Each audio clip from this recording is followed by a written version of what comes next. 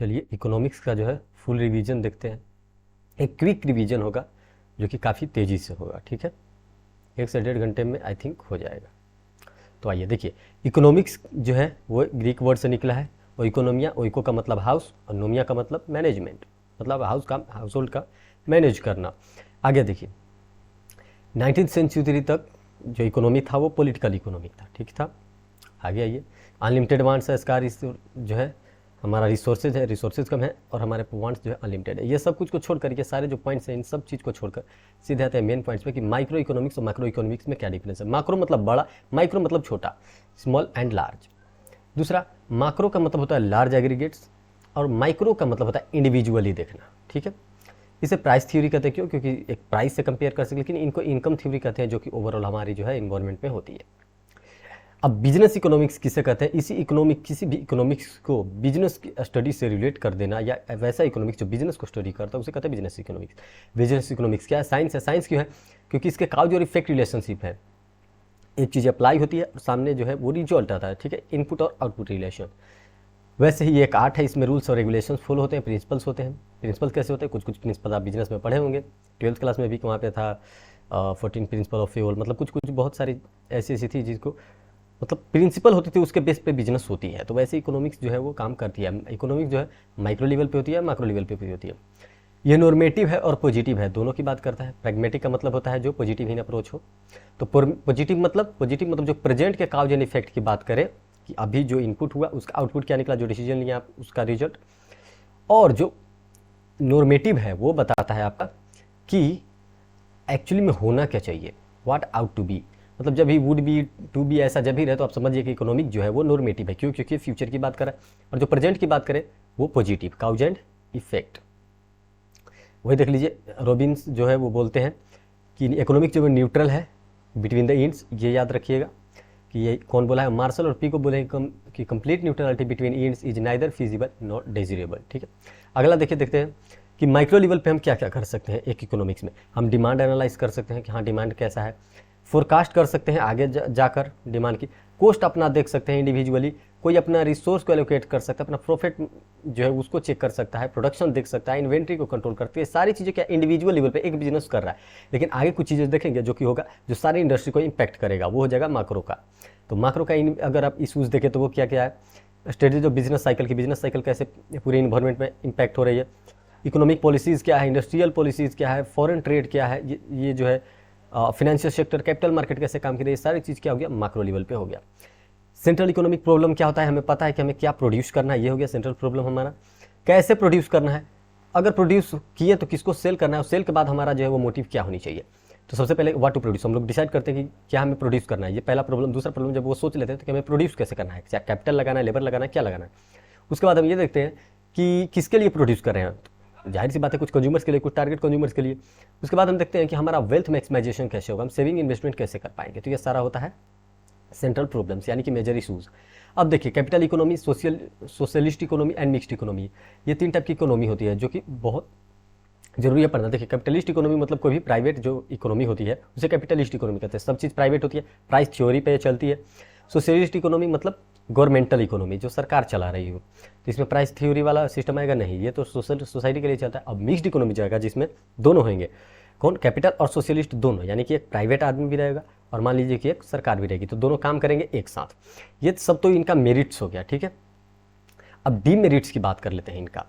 Demerits में क्या है कि प्राइस मैकेनिज्म है, सिर्फ प्राइस पे इनका प्रॉफिट मोटिव रहता है, बाकी सब चीज़ें इग्नोर करेंगे, हमेशा प्रॉफिट की सोचेंगे। अब जब आएंगे आप गवर्नमेंटल में, तो गवर्नमेंटल में आपको पता चला कि ये जो है वो इग्नोर कर देते हैं प्रॉफिट मोटिव को, लेकिन इससे क्या होता है वो कंज्यूमर फोकस नहीं कर पाते, कौन से कंज्यूमर मिल रहा है, किसको नहीं मिल रहा है। और जो मिक्स्ड इकोनॉमी है जिनमें दोनों आते हैं, उनमें ये दिक्कत है कि ये दोनों को एक साथ चलाना बहुत दिक्कत है। किसको? प्राइवेट भी उसमें रहता है और पब्लिक भी रहती है इकोनॉमी, तो कभी सरकार प्रिवेल कर जाती है, और मेनी टाइम्स में देखा जाए कि प्राइवेट वाला मोटिव जो है, जो प्रॉफिट वाला मोटिव, वो भी मिक्स्ड में कभी कभी प्रिवेल कर जाता है। क्योंकि दो यहाँ पे होते हैं ना, यहाँ पे जो मिक्स्ड इकोनॉमी में दो होते हैं, कैपिटलिस्ट और जो एक होता है सोशलिस्ट, दोनों। तो दोनों अगर इकोनॉमी है तो कभी कभी होता है कि प्रॉफिट मोटिव ज़्यादा हो जाता है, कभी कभी हो सकता है प्रॉफिट मोटिव बिल्कुल कम हो जाता है। ये सब जो है वो प्रॉब्लम्स होते हैं। ये सारे क्या है? डीमेरिट्स। एक्सेसिव कंट्रोल कभी कभी प्राइवेट सेक्टर का हो जाता है। क्यों? क्योंकि प्राइवेट और पब्लिक दोनों यहाँ पे हैं, तो कभी कभी प्राइवेट सेक्टर ही जो है ज़्यादा चला जाता है। बेवजह ही डिले भी होता रहता है, क्योंकि दो यहाँ पे कंट्रोल है। यहाँ पे देखिए इनएफिशिएंसी, करप्शन भी यहाँ पे होता है, आपको पता है सरकारी चीज़ें ये सब पॉसिबल है। सरकारी चीज़ें हैं तो वो लोग अच्छे से नहीं लुक आफ्टर करते हैं, और क्या है दिक्कत है कि रिसोर्सेज जो है वो मतलब एक्चुअली यूज नहीं हो पाते। तो ये सारी जो है मेन डिफरेंसेज हैं। आ गया ये यूटिलिटी। यूटिलिटी क्या होता है? वन सेटिस्फाइंग पावर को हम यूटिलिटी कहते हैं। मतलब मान लीजिए कि मैं 10 आम खा रहा हूँ तो 10 से मैं सेटिस्फाई हो रहा हूँ, हाँ मेरा पेट भर रहा है, तो उसी को जो पेट भरवाने की क्षमता है वो उस प्रोडक्ट में, उसे कहते हैं वन सेटिस्फाइंग पावर। अब देखिए इसके कैलकुलेट करने का 2 अप्रोचेज है, एक कार्डिनल एक ऑर्डिनल। कार्डिनल का मतलब होगा कि मैं 10 आम खा सकता हूँ, किसी ने बोला कि ये 10 ही आम खा सकता है, तो इसका मतलब क्या है कि मेरा जो यूटिलिटी है वो मेरा जो यूटिलिटी काउंट करने की जो प्रक्रिया है, अप्रोच है, वो काउंट कर लिया गया कि हाँ ये 10 ही खा सकता है। लेकिन मान लीजिए कि मैं खा रहा हूँ, कोई नया आदमी है, उसे नहीं पता मैं कितना खाता हूँ, लेकिन जब मैं खा रहा हूँ, खाते खाते कभी आदमी का होता है कि वो अपना बिहेवियर दिखा देता है कि अब वो नहीं खाएगा, तो वो क्या हो गया? वो हो गया ऑर्डिनल अप्रोच। ये क्या है? ये साइकोलॉजिकल फिनन है, ठीक है। इसमें आप क्वांटिटी को मेजर नहीं करेंगे। अब मैं अनजान कोई आदमी मेरे पास आया और मैं खा रहा हूँ, उसको कैसे पता कि मैं कितने में सेटिस्फाइड हूँ? हाँ, अगर वो देख रहा है बार बार, फिर देखा कि हाँ अब ये नहीं खा पाएगा, तो ये चीज़ें अगर देख कर वो मेजर कर लिया कि मैं नहीं खा पाऊंगा, यानी कि मैं जो कंप्लीट यूटिलाइजेशन कर चुका हूँ, सेटिस्फाइड हूँ, तो उससे ज़्यादा मुझे यूटिलिटी अब नहीं मिलेगी, तो ये मेजर कर लिया। ये क्या हो गया? ऑर्डिनरी अप्रोच, ठीक है। लेकिन कार्डिनल अप्रोच में क्या होता है कि क्वांटिटी को मेजर कर लेते हैं। किसी को पता है कि मैं 10 ही आम खा सकता हूँ, तो मैं 10 आम खा सकता हूँ, तो जैसे ही मैं 10 आम खाऊंगा वो बोल देगा कि अब ये इसको जो है यूटिलिटी आगे नहीं मिलने वाली। तो कार्डिनल अप्रोच अल्फ्रेड मार्शल दिए हैं, ऑर्डिनल अप्रोच हिक्स एंड अलेन दिए हैं। आ गया ये टोटल यूटिलिटी। मैं 10 आम खाता हूँ मान लीजिए, तो 1 खाया, फिर 2 खाया, फिर 3 खाया, 4, ऐसे करते करते 10 खाया, तो इन सबको अगर जोड़ दिया जाए तो टोटल यूटिलिटी। और 1, 2, 3, 4 जैसे खा रहा हूँ ये सीरीज में, तो हर एक जो खा रहा हूँ मैं एडिशनली, वो सारे क्या है? मार्जिनल यूटिलिटी हो गए, ठीक है। ये सब अजम्पशन है, इसकी कोई जरूरत नहीं है। अब देखिए law of diminishing marginal utility, ये क्या कहता है कि जैसे जैसे आप खाते जाते हैं ना, तो शुरू में तो आपको बहुत सेटिस्फैक्शन मिलता है। जैसे क्या होता है कि मैं एक काम खाया, मेरे को और क्यूरियोसिटी हुआ कि मैं दूसरा भी खा जाऊंगा, क्योंकि मैं हाईली 10 खाता हूँ, दूसरा खाया, तीसरा खाया, फिर खाते खाते अंतिम में जब 7, 8 खा जाऊंगा, तो फिर मेरा जो है ना वो यूटिलिटी कम होने लगेगा। अब लगे नहीं यार, नहीं खिला रहा है मुझे, थोड़ा कम खाऊंगा। अब 10 तक जाते जाते मेरी मतलब सेटिस्फैक्शन कम हो जाती है। तो वही कह रहा है कि law of diminishing marginal utility क्या आता है कि satisfaction will go on declining, ठीक है, as the marginal utility added. जैसे ही मार्जिनल यूटिलिटी ऐड होती रहती है, एक कंजप्शन में क्या होता है कि मार्जिनल यूटिलिटी हमें आप बढ़ता रहता है। आप खा रहे हैं, एक ऐसा नहीं कि एक ही बार खाएं छोड़ दिए, नहीं, दूसरा बार भी आप खाएंगे। तो जैसे जैसे आप खाएंगे तो स्टार्टिंग में तो आपका यूटिलिटी बहुत मिलेगा, लेकिन बाद में कम हो जाएगा। तो सेटिस्फैक्शन बाद में जो है वो डिक्लाइन कर जाए, decline with the increase in the consumption. अगर आप खाते जाएंगे तो आप जो है 10 आम खा लिया, अब 11वां आम खा रहे हैं, तो क्या हो जाएगा? वो दिक्कत हो जाएगा, तो आगे जाकर वो निगेटिव ही हो जाता है। तब मार्जिनल यूटिलिटी अगर आप बियॉन्ड तक कर लिए तो ये निगेटिव भी हो जाता है। एक्सेप्शन है कि म्यूजिक, हॉबीज, ये सब पढ़ने की जरूरत नहीं है। अब जो इम्पोर्टेंट है, law of equi marginal utility, मतलब 2 प्रोडक्ट्स के बीच में इक्वल लेवल पे हम यूटिलिटी को डिराइव करना चाहेंगे। मतलब 2 प्रोडक्ट मैं खरीद रहा हूँ, तो मैं ऐसा खरीदूंगा, ऐसा उनका कॉम्बिनेशन बनाऊंगा कि जो मुझे एक्स से मिल रही है यूटिलिटी इस प्राइस पे, वो वाई से भी मिले उसी के प्राइस पे, और जेड से भी मिले सेम प्राइस पे। तो इसे क्या कहते हैं? Law of equi marginal utility. 2 products अलग अलग हैं, 2-3 प्रोडक्ट, और सबके सेम प्राइस पे हमको जो सेम लेवल ऑफ सेटिस्फैक्शन मिल रहा है। अब भैया कंज्यूमर सरप्लस। कंज्यूमर सरप्लस मतलब होता है कि हम सोच रहे थे कि मैं, मान लीजिए कि मैं एक सेलर हूँ, ठीक है, मैंने सामान बेचा, मैं सोच रहा हूँ कि मैंने 10 रुपये का सामान बेचा है, लेकिन सामने वाला खाया और बोला कि वाह आपने बहुत अच्छा आम बनाया था, तो 10 रुपये नहीं, आप 11 रुपये लीजिए। तो ये क्या हो गया? 1 रुपये हो गया सरप्लस। तो उसी को कहते हैं कंज्यूमर सरप्लस, कि जो देना चाहता था उससे ज़्यादा अगर वो देता है, व्हाट ही एक्चुअली पेज और what he was ready to pay, दोनों का जो डिफरेंस है वही होता है कंज्यूमर सरप्लस। कि देना क्या चाह, शुरू में क्या डिसाइडेड था और अब क्या मिल रहा है, यानी कि उसको मार्जिनल यूटिलिटी ज़्यादा मिला है प्राइस से, तो उसी को क्या कहते हैं? Consumer surplus. यह कुछ लिमिटेशंस हैं जहाँ पे नहीं मिलता है, जैसे कि नेसेसरी गुड्स में नहीं होता है, प्रेस्टीजियस में नहीं होता है। अब नेसेसरी में कैसे होगा? नेसेसरी गुड्स है तो मुझे कितना भी वो प्राइस बढ़ाया घटाए, उसमें मैं अगर नेसेसरी गुड्स में ज़्यादा अगर मुझको यूटिलिटी मिल भी जाती है, मैं जितना सोचा उससे ज़्यादा भी, तो कितना ज़्यादा मिलेगा मुझे पता नहीं चलेगा, क्योंकि नेसेसरी गुड्स हमें हमेशा खरीदना ही पड़ेगा, कितना भी प्राइस बढ़े या घटे, तो इसमें जो है इनफाइनाइट हो जाता है। अब देखिए इंडिफरेंस कर्व क्या होता है? Indifference curve analysis. Indifference curve उसे कहते हैं, एक कर्व लाइन होता है ऐसा, जो 2 प्रोडक्ट्स को जो है वो कॉम्बिनेशन में दिखाता है। मतलब it represents all the combination of those goods which have the same level of satisfaction. मतलब दोनों सेम ही सेटिस्फाइड करेंगे, मैं आम खाऊं या संतरा, दोनों सेम ही सेटिस्फाइड कर रहे हैं, तो दोनों को अगर मैं एक ग्राफ पे रिप्रेजेंट करूंगा तो उसे कहते हैं इंडिफरेंस कर्व। अब इंडिफरेंस कर्व ऐसा होता है, कॉन्वेक्स टू द ओरिजिन होता है, ये कभी कट नहीं, एक दूसरे से टच नहीं करता। क्यों? अब टच करेगा, मान लीजिए कि इस पे भी 2 प्रोडक्ट है, इसमें भी 2 प्रोडक्ट है, इस पे भी 2 प्रोडक्ट है, इस पे भी। अगर दोनों ये टच कर जाएगा तो ये दोनों 4 प्रोडक्ट, तो 2 प्रोडक्ट हो जाएंगे मिलकर, तो ये कभी टच नहीं करता, ठीक है। तो ये इसका फीचर्स है। इंडिफरेंस कब कभी कट नहीं करता, कन्वेक्स टू द ओरिजिन होता है, और इसमें मतलब कम्बिनेशन होता है, कम्बिनेशन ऑफ गुड्स इसमें पाए जाते हैं, और हायर लेवल ऑफ सेटिस्फैक्शन होता है कब, जब जितना इंडिफरेंस कर्व हाई होगा। अब आइए बजट लाइन। बजट लाइन क्या होता है कि वो लाइन जितना मेरे पास पैसे है खर्च करने का, उसी पे उसका मैं लाइन ड्रॉ कर दिया। मान लीजिए कि इतना मेरे पास पैसे, मैं इतना ही खर्च कर सकता हूँ, तो ये क्या हो गया, मेरा बजट लाइन हो गया, ठीक है। और इतने पे मैं जितना कॉम्बिनेशन ऑफ गुड्स खरीद सकता हूँ, कितना खरीदूंगा, ये बजट लाइन। इससे ज़्यादा तो मैं जाऊँगा नहीं। तो इसी पॉइंट पे जितना मेरा अभी बजट लाइन है, जितना मेरा बजट प्राइस है, उसी लाइन पे कितना मैं कॉम्बिनेशन ऑफ गुड्स खरीद रहा हूँ, यही हो गया मेरा इक्विलिब्रियम। समझ गए। बजट लाइन क्या हो गया, आपका प्राइस, जितना आपके पास अमाउंट है स्पेंड करने के लिए, ये लाइन हो गया। अब इंडिफरेंस का मतलब कॉम्बिनेशन ऑफ गुड्स जितना आप खरीद सकते हैं, जहाँ पे ये दोनों टच कर गया वही हो गया इक्विलिब्रियम। यहाँ पे मैक्सिमम सेटिस्फैक्शन आपको मिलेगा। क्यों? क्योंकि यहाँ पे आपका प्राइस भी पूरा यूज हो गया और कॉम्बिनेशन ऑफ गुड्स भी मिल गया, जो कि हाई लेवल ऑफ सेटिस्फैक्शन और सेम लेवल ऑफ सेटिस्फैक्शन देते हैं, ठीक है। आगे आते हैं, अजम्पशन है ये सब। मार्जिनल रेट ऑफ सब्स्टिट्यूशन किसे कहते हैं? The rate at which one goods can be substituted with another. मतलब उस रेट, वो रेट जिससे आप एक सामान को चेंज कर दे रहे हैं दूसरे की वजह से। मान लीजिए कि मैं 10 रुपये ये खरीद रहा था, 20 रुपये मुझे कुछ और मिल रहा था, तो मैं 20 रुपये वाला खरीद लिया। यानी कि कुछ रेट जो प्राइस का था वो चेंज हुआ, तो उस जिस रेट से चेंज करते हैं उसे कहते हैं मार्जिनल रेट ऑफ सब्स्टिट्यूशन। मतलब देखिए, मार्जिनल रेट ऑफ सब्स्टिट्यूशन क्या हुआ कि marginal utility from X by marginal utility of Y कर दिया रेशियो दोनों में, और price of X by price of Y. तो ये क्या हो गया आपका, ये दोनों में इक्विलिब्रियम निकाल दिया आप कि हाँ मार्जिनल रेट ऑफ सब्स्टिट्यूशन ऐसे निकलेगा, ठीक है। आगे आइए, डिमांड किसे कहते हैं? जितना आप पे करना चाहते हैं किसी सामान को खरीदने के लिए, और एक्चुअली में आपके पास उतना पैसे है पे करने को, तो उसी को कहते हैं डिमांड। यानी कि आपका विलिंगनेस भी होना चाहिए और एबिलिटी भी होनी चाहिए। अब डिमांड इंडिविजुअल डिमांड भी हो सकता है, मार्केट डिमांड यानी कि एक ओवरऑल डिमांड को कहते हैं। प्राइस डिमांड भी हो सकता है, demand consumer at various prices. Income demand हो सकता है, demand of goods by in through income. Cross demand भी हो सकता है, जिसमें हम पढ़े थे सब्स्टिट्यूट और कॉम्प्लीमेंट्री गुड्स। मतलब कॉम्प्लीमेंट्री गुड्स में मतलब एक गुड्स का आप खरीद रहे हैं तो दूसरे का भी खरीदना पड़ेगा आपको। सब्स्टिट्यूट में क्या कि एक खरीद रहे हैं तो उसके बदले आप देख रहे हैं कि ये जो है महंगा है तो दूसरा को खरीद लेते हैं, ठीक है। तो ये सब कुछ इम्पैक्ट इसमें कंसीडर किया जाएगा। अब कौन कौन से फैक्टर्स हैं जो आपके डिमांड को इम्पैक्ट करते हैं? मतलब मैं कभी खरीदता हूँ, कभी नहीं खरीदता हूँ। जैसे क्या होता है, प्राइस घट गया तो मैं उसको खरीद लिया, प्राइस अगर बढ़ गया तो मैं नहीं खरीदा। लेकिन और सारे फैक्टर्स हैं। ये तो हो गया पहला प्राइस वाला, ठीक है, कि प्राइस अगर बढ़ेगा तो मैं नहीं खरीदूंगा। कॉम्प्लीमेंट्री में है इन्वर्स रिलेशन, बिल्कुल सही बात है। लेकिन डायरेक्ट रिलेशन है वो सब्स्टिट्यूट में पाया जाता है कि मान लीजिए कि मैं अभी आम खा रहा था, आम 10 रुपये किलो था, पता चला कि आम 20 रुपये किलो हो गया, और संतरा 10 ही रुपये है, तो मैं संतरा की तरफ चला गया। तो प्राइस यहाँ बढ़ा तो मैंने डिमांड भी बढ़ा दिया। तो ये जो है प्राइस और क्वांटिटी का रिलेशन जो है वो रिवर्स हो गया। अभी इनकम के केस में कैसे हमारा डिमांड इंक्रीज डिक्रीज होता है? ज़्यादा इनकम रहता है तो हम ज़्यादा खरीदते हैं अच्छे या फिर नेसेसरी गुड्स को, लेकिन ज़्यादा इनकम हो जाता है तो गिफिन गुड्स को कम खरीदते हैं। तो यहाँ पे डिमांड भी जो है गिफिन गुड्स का अलग से इम्पैक्ट हुआ और बाकी गुड्स के अलग से। वही टेस्ट, अगर मेरे को गिफिन गुड्स में ज़्यादा मदद मिलता है तो मैं ज़्यादा उसको खरीदूंगा। लेकिन टेस्ट प्रेफरेंस का मतलब क्या है कि सामने वाले को देखकर, मान लीजिए सामने वाला जो है वो ब्रांडेड कपड़े पहना, तो आप सोचे कि मैं भी वो पहनता, और आप डिमांड बढ़ा दे रहे हो, तो इसे क्या कहते हैं? ब्रांड वेगन या फिर डिमोन्स्ट्रेशन इम्पैक्ट। अब सामने वाला जो है बहुत दिन से वो चीज़ यूज कर रहा है, पूरी सोसाइटी वही यूज कर रही है, आप भी वही यूज कर रहे हैं, तो ये तो कॉमन हो गया यार, मैं इसे छोड़ देता हूँ। इसे कहते हैं स्नोप्स इफेक्ट। यहाँ पे डिमांड आप घटा दिए।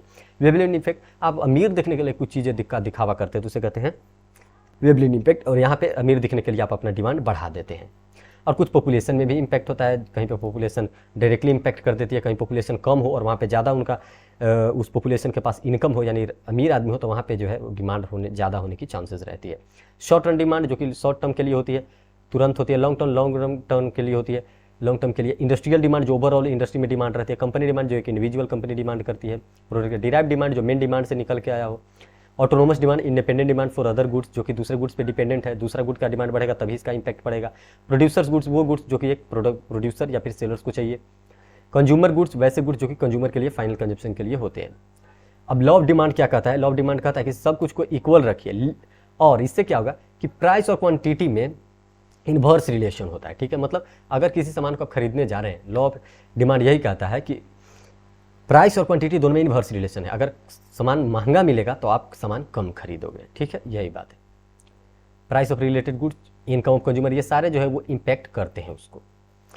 फीचर से क्या डिमांड कर का, ये डाउनवर्ड स्लोप में होता है, ऐसा होता है डिमांड कर, ठीक है। डिमांड कर को एवरेज रिवेन्यू कर भी कहते हैं कि कितना हमें अर्निंग होगा, ये स्ट्रेट लाइन होती है।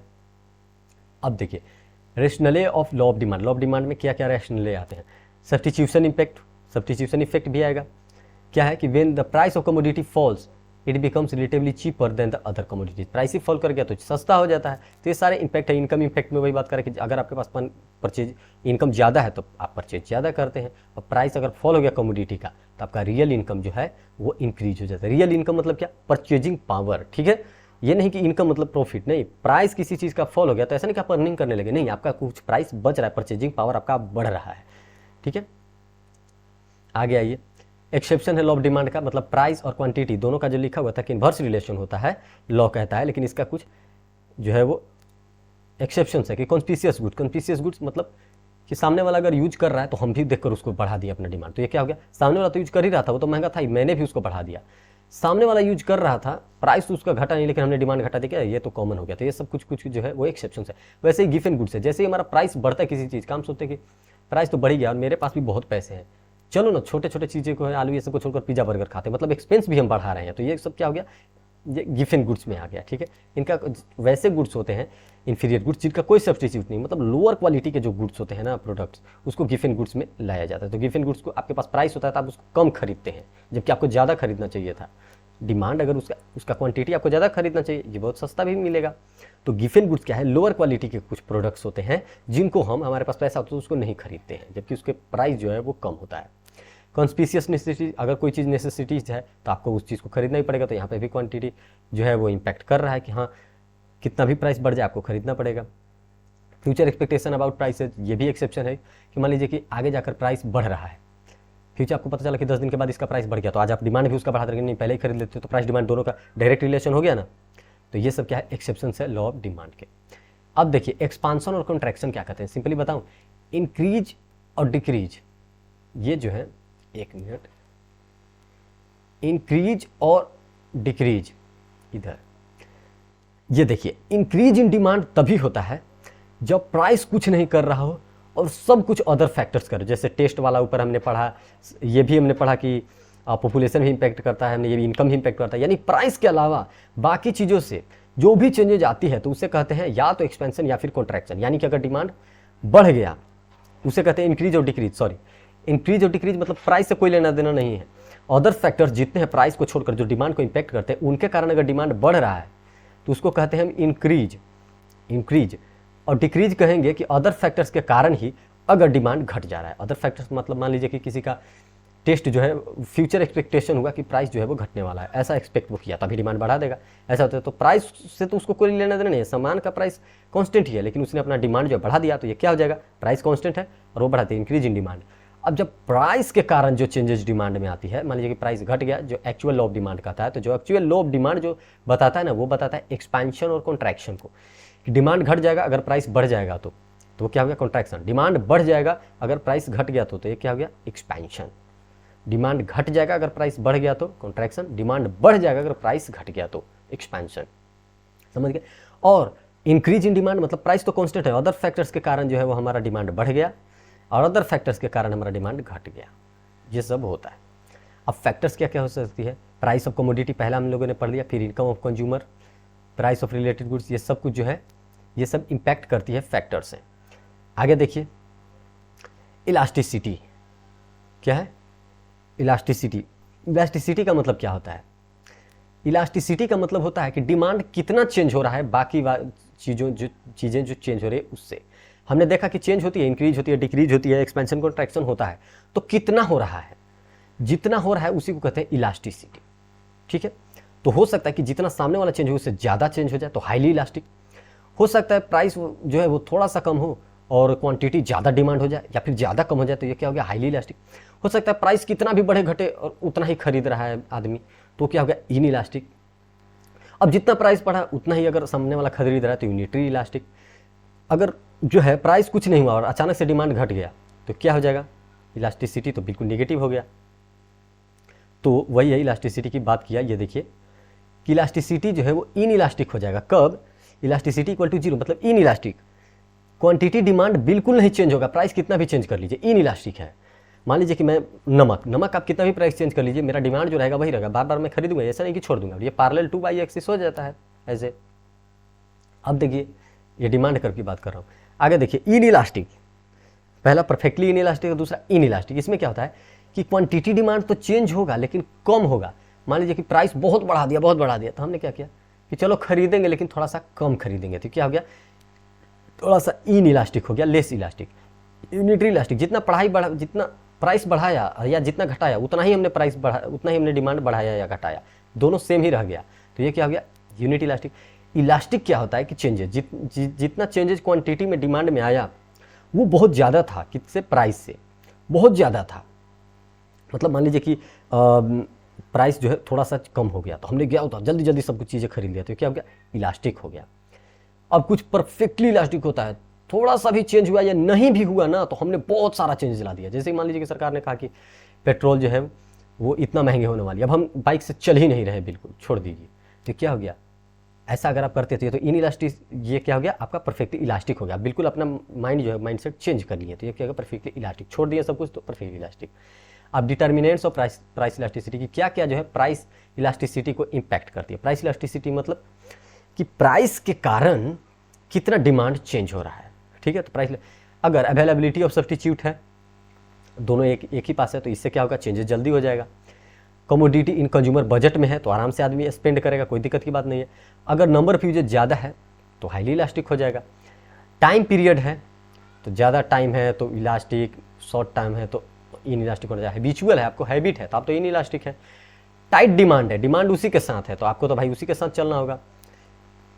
और क्या है, nature of the needs that a commodity satisfy, luxurious goods है, लग्जरियस गुड्स में डिमांड क्या होता है, जनरली इन इलास्टिक होता है हमारा, इलास्टिक होता है। क्यों, क्योंकि अगर लग्जरियस सामान है उसमें मेरे पैसे हैं तो हम क्या कैसा रखेंगे, इलास्टिक रखेंगे। अगर उसका पैसा बढ़ गया तो हम उसको नहीं खरीदेंगे।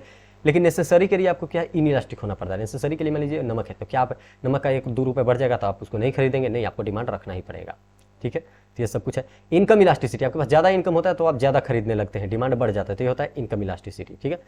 Level of income, high income है, goods demanded by high income group, तो इन इलास्टिक हो जाते हैं वो लोग। अब मान लीजिए मैं बहुत अमीर हूँ तो कुछ भी थोड़ा सा प्राइस इधर उधर भी होगा ना तो भी मैं क्वांटिटी उतना ही खरीदूंगा, मैं इन इलास्टिक रहूँगा, कुछ भी चेंजेस नहीं लाऊंगा।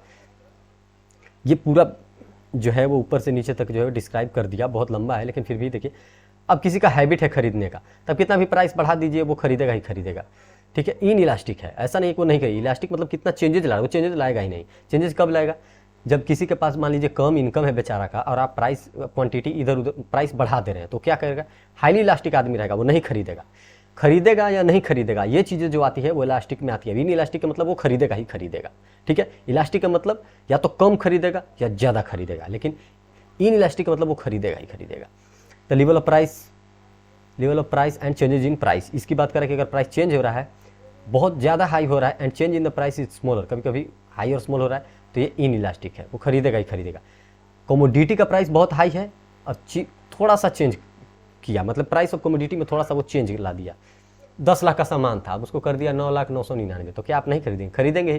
तो जब खरीदेंगे तो इन इलास्टिक रहता है वो, और जब आप नहीं खरीदते या कम कर देते तो इलास्टिक हो जाता है, या आप ज़्यादा खरीदते तो इलास्टिक हो जाता। तो ये सब कुछ देखिए। नंबर ऑफ यूजेज, जिसका लिमिटेड यूजेज है तो वो तो इन इलास्टिक ही हुआ ना। मान लीजिए कि मुझे दूध लेना, मैं उसको सिर्फ पीने के लिए लेता हूँ, तो मान लीजिए कि उसका जो सिर्फ पीने के लिए ले रहा हूँ तो उसका डिमांड क्या होगा, इन इलास्टिक होगा। क्यों, उसको मुझे सिर्फ पीना है तो मैं तो उसको ले लूँगा ही। अदर काम रहता तो मैं उसको छोड़ देता, छोड़ दूसरा काम करना था तो क्यों ले। एक काम रहता है तो उसका इन इलास्टिक होता है। तो ये सारे जो है वो टेंशन मत लीजिए, मैं जो है वो PDF डाल दूंगा चैनल पे 30 मिनट्स फाउंडेशन पे। अब जैसे ही चैनल के अबाउट सेक्शन में जाएंगे तो वहाँ पे आपको लिंक दिखेगा टेलीग्राम का, वहाँ से आप ज्वाइन कर सकते हैं। आगे ये इनकम इलास्टिसिटी वही बात कर रहा है। पॉजिटिव होगा कब, जब इनकम भी ज़्यादा है आपका और सामान भी आप लग्जरियस खरीद रहे हैं। जब इनकम ज़्यादा हो आपका और सामान इन्फीरियर हो, यानी कम क्वालिटी का हो, तो उसको आप छोड़ देते हैं। आपके पास इनकम ज़्यादा है तो इन्फीरियर गुड्स, उसमें इलास्टिसिटी जो है वो ये देखिए लोअर देन हो जाती है।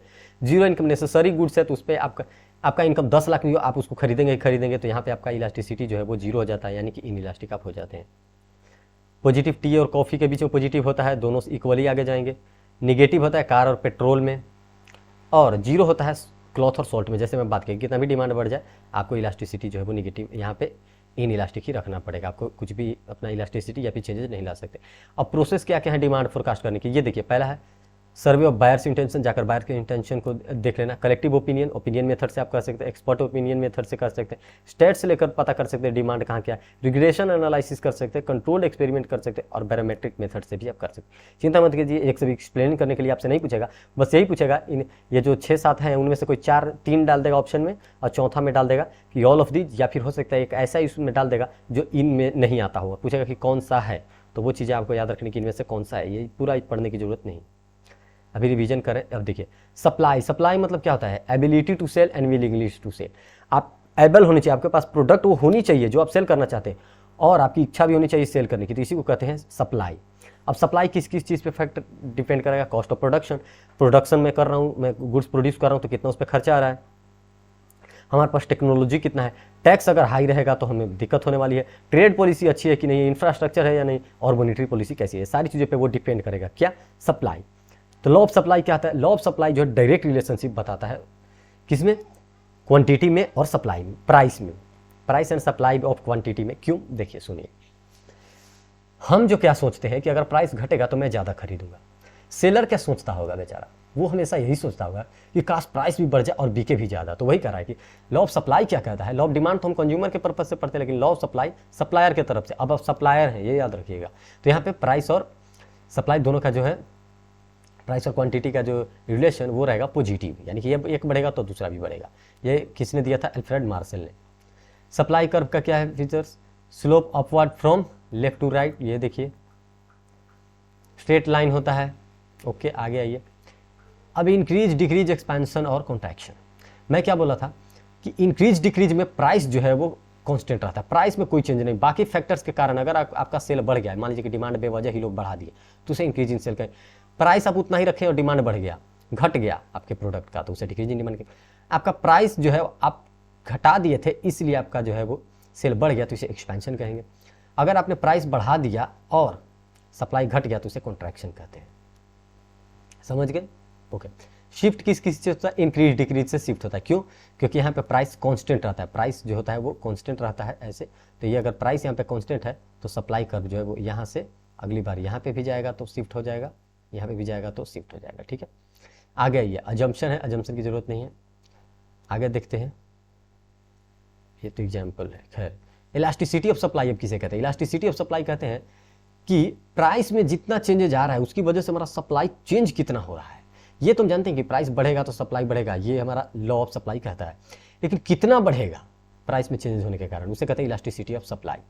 तो देखिए अगर बहुत ज़्यादा चेंज ले रहा है सप्लाई, बहुत ज़्यादा, थोड़ा सा भी चेंज नहीं लाया प्राइस में, बहुत ज़्यादा चेंजेज आ गया, हमारा सप्लाई खूब हो रहा है या खूब घट रहा है या खूब बढ़ रहा है, तो उसे क्या कहेंगे हम, perfectly elastic supply.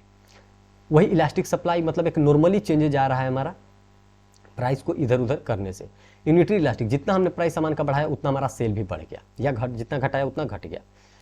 In elastic demand, मैंने कितना भी प्राइस रखा लोग खरीद ही रहे हैं, मेरा सेल हो ही रहा है, तो in elastic. Perfectly in elastic मतलब आप कुछ भी कर लो, कुछ भी कर लो, यहाँ पे जो है वो चेंजेस आने वाले हैं ही नहीं। अब इसके कुछ कुछ मेथड्स हैं, एक परसेंटेज मेथड होता है, एक पॉइंट मेथड होता है, एक आर्क इलास्टिसिटी मेथड होता है, ठीक है। परसेंटेज और प्रोपोर्शनल मेथड में डायरेक्टली आपका जो है वो एक्सपेंस ये सब दिया रहेगा और डायरेक्टली उसका परसेंटेज निकाल लीजिए। पॉइंट मेथड में क्या होता है, 2 पॉइंट देते हैं लाइन पे और फाइंडते हैं, और आर्क इलास्टिसिटी में 2 की क्वांटिटी के बीच में आर्क इलास्टिसिटी से निकालते हैं। अब इक्विलिब्रियम पे कब जाएगा एक सेलर, बायर को हमने देख रहा था कि उसका एक बजट लाइन था, यानी कि जितना उसके पास पैसा था उस पर देख रहे थे कि कॉम्बिनेशन ऑफ गुड्स वो कितना खरीद रहा था, जो और जहाँ पे टच हो रहा था वही वो कह रहे थे। लेकिन सेलर क्या सोचेगा कि जितना डिमांड हो और जहाँ पे सप्लाई दोनों टच कर रहा हो वही मेरा हो गया इक्विलिब्रियम प्राइस, यहाँ मुझे मैक्सिमम सेटिस्फैक्शन मिल रहा है। समझ गया, जहाँ डिमांड और सप्लाई का मैच कर रहा उसी को कह देंगे हम इक्विलिब्रियम प्राइस फॉर सेलर, ठीक है। आगे आइए, आगे जो है ये सब देख लीजिए कि according to James Bates and J R Parkinson, production is the organised activity, ये सब पूछ सकता है और हमेशा पूछता है ऐसा कि कुछ ऑथर्स के बारे में।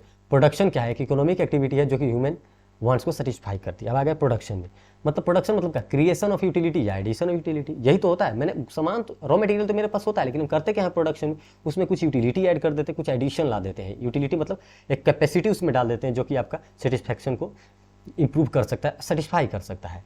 मेथड्स क्या क्या है, form utility, place utility, time utility, person utility, इसको पढ़ने की जरूरत नहीं है, ये सब जो है इस तरीके से आप क्रिएट कर सकते हैं यूटिलिटी, फॉर्म चेंज कर सकते हैं, प्लेस चेंज कर सकते हैं, उसका टाइम या फिर पर्सनल कुछ यूटिलिटी उसमें ऐड कर सकते हैं। अब देखिए factors of production. Land, production के फैक्टर्स क्या क्या है? लैंड है, जानते हैं लैंड। लैंड कैसा है? लैंड पैसिव फैक्टर, जब तक आप उसमें एफर्ट नहीं लगाएंगे वो प्रोड्यूस नहीं करेगा। नेचुरल तो है ही, चेंज तो कभी नहीं होगा, फ्री गिफ्ट है, लेकिन जब तक आप उसमें अपना एफर्ट नहीं लगाएंगे वो जो है वो प्रोड्यूस नहीं कर पाएगा। ठीक है। और सप्लाई इज परफेक्टली क्या है? सप्लाई इसका लिमिटेड रहता है जब तक आप उसमें एफर्ट ना लगाएं। परमानेंट फैक्टर होता है, ठीक है, नो सोशल कॉस्ट इस पर लगता नहीं है। आगे आइए, दूसरा इसका फैक्टर होता है लेबर। लैंड के बाद लेबर। लेबर क्या होता है? कोई मेंटल और फिजिकल एक्सर्शन, जो कि कोई मेंटली या फिजिकली काम कर रहा है आपके बिजनेस में, उसे कहते हैं लेबर। लेबर का मतलब होता है काम। लेबर मतलब पर्सन नहीं, काम, एफर्ट। ये पेरिशेबल होता है। Labour can not store his labour. Labour को कोई स्टोर करके नहीं रख सकता, ये पेरिशेबल होता है। एक minute,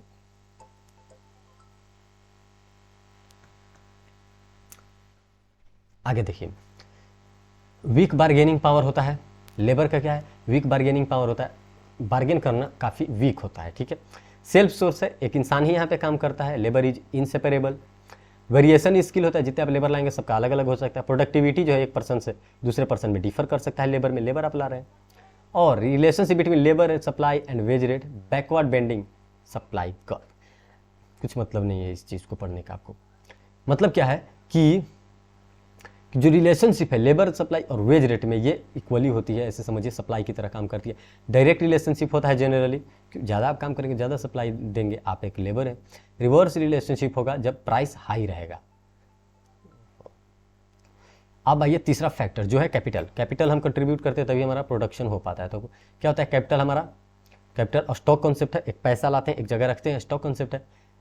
only a part of wealth that is use for further production. वैसे जो प्रोडक्शन के लिए यूज होता है उसी को कहते हैं कैपिटल। प्रोड्यूस्ड मीन्स प्रोडक्शन, ओहो। मैन मेड मीन्स फैक्टर, वो तो सब कोई जान रहा है।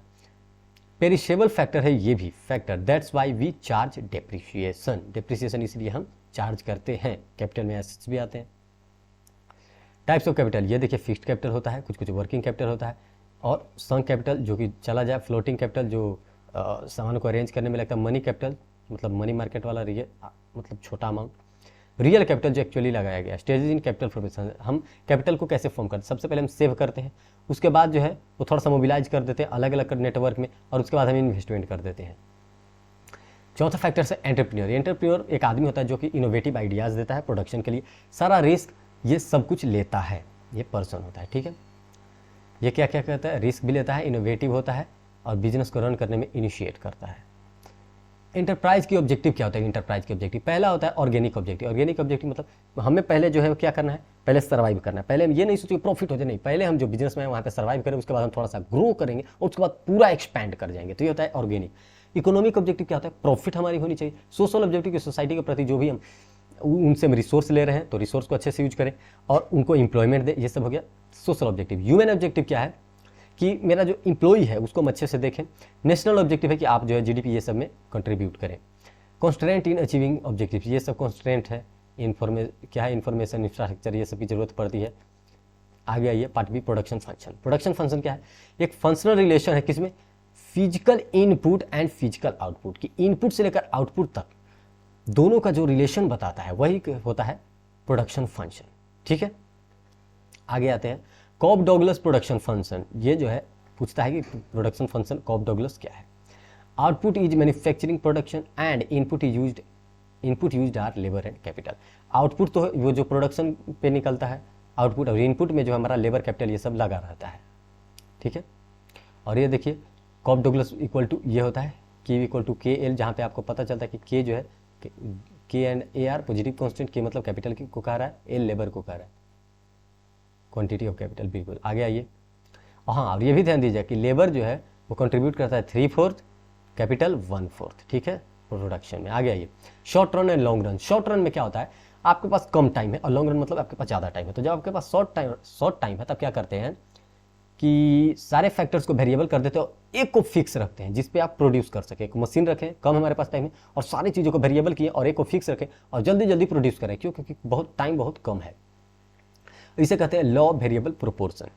आगे भी देखिए लॉ ऑफ वेरिएबल प्रोपोर्शन क्या कहता है, बता देता हूँ अभी, कि पहले तो आपका जो है वो प्रोडक्शन इंक्रीज होगा, ठीक है, फिर बहुत बढ़ेगा, बढ़ने के बाद फिर निगेटिव हो जाएगा। क्यों? क्योंकि टाइम छोटा है, तो अगर आप सही समय पर आप मीट नहीं कर पाएंगे रिक्वायरमेंट को तो आपका निगेटिव रिटर्न भी मिल सकता है। तो क्या क्या होता है, पहले होता है इंक्रीजिंग रिटर्न, फिर होता है डिमिनिजिंग रिटर्न और लास्ट होता है निगेटिव रिटर्न। इंक्रीजिंग रिटर्न में क्या होता है, आराम से हम बढ़ रहे हैं, क्यों? क्योंकि सब कुछ रिसोर्स है हमारे पास, एक फैक्टर फिक्स भी रखे हुए हैं हम और प्रोडक्शन कर रहे हैं, यानी कि फिक्स मतलब कोई एक ऐसा फिक्स्ड कैपिटल रखे हुए हैं, फिक्स्ड एसेट्स रखे हुए और काम कर रहे हैं, ग्रो किया पूरा बिजनेस। फिर एक टाइम पे क्या होगा कि थोड़ा कम उससे प्रोडक्शन हो रहा होगा, क्योंकि एक ही मशीन है हमारे पास, कम प्रोडक्शन होगा। तो पहला में क्या होता है इंक्रीजिंग रिटर्न, दूसरा में डिमिनिजिंग रिटर्न, कम हो रहा है, फैक्टर जो है वो उतना प्रोड्यूस नहीं कर पा रहा है, जो हम एक फिक्स्ड फैक्टर रखे थे वो उतना प्रोड्यूस नहीं कर पा रहा है, तो अब क्या हो गया, डिमिनिजिंग रिटर्न हो रहा है, कम रिटर्न मिल रहा है। लास्ट में निगेटिव रिटर्न, अब सामान बिल्कुल खराब हो गया, फिर हम उसको प्रोड्यूस करें तो सामान खराब प्रोड्यूस हो रहा है, सामान खराब प्रोड्यूस हो रहा था, हमें रिटर्न निगेटिव मिल रहा है, तो इसे कहते हैं लॉ ऑफ वेरिएबल प्रोपोर्शन।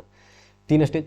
अब दूसरा है लॉन्ग रन। लॉन्ग रन में क्या होता है कि जितने भी फिक्स्ड फैक्टर है, बहुत आपके पास टाइम है, जितना मशीन उसी ने सब कुछ का वेरिएबल कर दीजिए, चेंज करना हो तो इसको भी चेंज कर लीजिए, मशीन रिप्लेस करना, मशीन को भी रिप्लेस करें, दूसरा मशीन लाना, दूसरा मशीन भी आप ला सकते हैं। तो लॉन्ग रन में क्या होता है, ऑल फैक्टर्स हो जाते हैं वेरिएबल, क्योंकि सब कुछ को आप चेंज कर ले रहे हैं, मशीन को भी चेंज कर ले रहे हैं, सब कुछ आप, क्यों? क्योंकि आपके पास टाइम ही टाइम है। तो इसमें क्या होता है कि सारे वेरिएबल्स होते हैं, और इसमें होता है law of returns to scale. मतलब ये क्या कहता है कि पहले स्टेज में जो है, यहाँ पे देखिए आप ग्रो कर रहे हैं, पूरा रिटर्न मिला, ठीक है, तो पूरा रिटर्न मिला, तो ये क्या हो गया, पूरा रिटर्न जब आपको मिल रहा है, शॉर्ट रन की पहले मैं बात करूं, तो पूरा रिटर्न मिल रहा है आपके पास एक फिक्स फैक्टर है, उसको अच्छे से आप यूज कर रहे हैं और पूरा प्रोड्यूस कर रहे हैं, पूरा पैसा कमा रहे हैं। आगे में क्या हो गया कि धीरे धीरे कम कमाई देगा, धीरे धीरे कम कमाई देगा। अब कम कमाई दे रहा है आपको, तो कम कमाई क्यों दे रहा है, क्योंकि एक ही फैक्टर है। फिर धीरे धीरे आप उस पर काम करते रहे तो मशीन फिर खराब हो जाएगा और खराब प्रोडक्शन देने लगेगा, तो फिर आपके तो घाटा हो जाएगा, तो निगेटिव रिटर्न भी दे सकता है। लेकिन लॉन्ग रन में निगेटिव रिटर्न क्यों नहीं मिलता? देखिए क्या होता है, निगेटिव रिटर्न क्यों नहीं मिलता, क्योंकि आपके पास बहुत टाइम होता है, रिप्लेस आराम से कर सकते, निगेटिव तो कभी होने ही नहीं देंगे। तो पहले तो आपका पूरा प्रॉफिट ऐसे बढ़ रहा होगा, पूरा आपका प्रोडक्शन हो रहा है, फिर जो है वो कांस्टेंट हो जाएगा। क्यों? क्योंकि अब जो है सारे मशीन जो है वो यूज हो चुके हैं, तो अब आप रिप्लेसमेंट के लिए सोच रहे हैं। और लॉ ये जो था इसमें आप नहीं सोच रहे थे शॉर्ट रन वाले में, क्यों? क्योंकि आपके पास टाइम नहीं था। लेकिन लॉन्ग रन में तो टाइम है, तो पहले तो आप खूब कमाए, फिर आप सोच रहे कि ओहो अब तो दिक्कत हो गया, मशीन अच्छे से नहीं यूज हो रहा है, तो फिर आप मशीन को रिप्लेस करने के लिए कुछ टाइम ले लिए, और क्योंकि बहुत सारा हमारे पास टाइम है, तो फिर हमारा कांस्टेंट रिटर्न मिलने लगा। कांस्टेंट रिटर्न के बाद क्या हो, थोड़ा सा डिमिनिजिंग रिटर्न मिलने लगा, ठीक है, यानी कि कम रिटर्न मिलने लगा। अभी भी उसका यूज करें तो बहुत सारे मशीन है उसको अभी भी यूज कर रहे हैं, तो कुछ मशीन तो है जो काम कर रही होगी, तो उससे क्या होगा, हमें डिमिनिजिंग रिटर्न यानी कि कम रिटर्न मिलेगा। ये law of returns to scale, ये लॉ वेरिएबल प्रोपोर्शन, मतलब इसमें जो है इंक्रीज करेगा, फिर थोड़ा थोड़ा इंक्रीज करेगा और फिर निगेटिव कर देगा आपका प्रोडक्शन है। लॉन्ग रन में क्या है, इंक्रीज तो कर रहा है, फिर कांस्टेंट इंक्रीज करेगा दूसरी बार, तीसरी बार क्या है कि वो थोड़ा सा कम अब रिटर्न देने लगेगा, यानी इसमें निगेटिव की कोई कॉन्सेप्ट नहीं है। पहले क्या होता है कि टोटल प्रोडक्ट बढ़ रहा होगा आपका, बढ़ने के बाद थोड़ा सा कम बढ़ रहा होगा और फिर जो है वो नीचे आ रहा होगा, तो मार्जिनल प्रोडक्ट क्या होगा, मार्जिनल प्रोडक्ट भी शुरू में बढ़ रहा होगा, फिर आकर एक बार रुक जाएगा और फिर निगेटिव चला जाएगा, ये मार्जिनल प्रोडक्ट हो गया। और एवरेज प्रोडक्ट जो है वो इंक्रीज कर रहा होगा और एक स्टेज के बाद वो बेचारा स्ट्रेट हो जाएगा, मतलब ये निगेटिव नहीं होगा कभी एपी। तो रिलेशनशिप क्या है कि जैसे टोटल प्रोडक्ट स्टार्टिंग में क्या होता है, बढ़ता है इंक्रीजिंग रेट के साथ, ठीक है, तो मार्जिनल प्रोडक्ट भी बढ़ता रहता है। मार्जिनल प्रोडक्ट मतलब चेंजेज इन प्रोडक्ट, जो भी प्रोडक्ट आपका बन रहा होगा एक के बाद एक, तो वो भी बढ़ रहा होगा।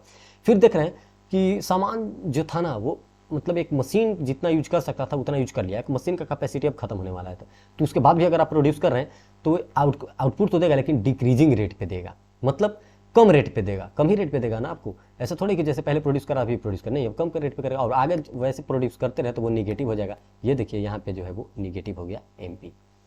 आगे आइए, टोटल प्रोडक्ट किसे कहते हैं, टोटल प्रोडक्ट उसे समेशन ऑफ और मार्जिनल प्रोडक्ट, जितना एक के बाद एक का प्रोडक्ट ला रहे थे उस सब के समेशन को कहते हैं टोटल प्रोडक्ट। एवरेज प्रोडक्ट मतलब टोटल प्रोडक्ट बाय क्वांटिटी, ऐसा अगर हम करते हैं तो उससे क्या हमको मिल जाएगा, वो मिल जाएगा एवरेज प्रोडक्ट। एवरेज प्रोडक्ट मतलब total product by units of variable input, मतलब कितना यूनिट्स है वेरिएबल के, तो इससे क्या हो जाएगा हमें average product. Marginal product changes in total product.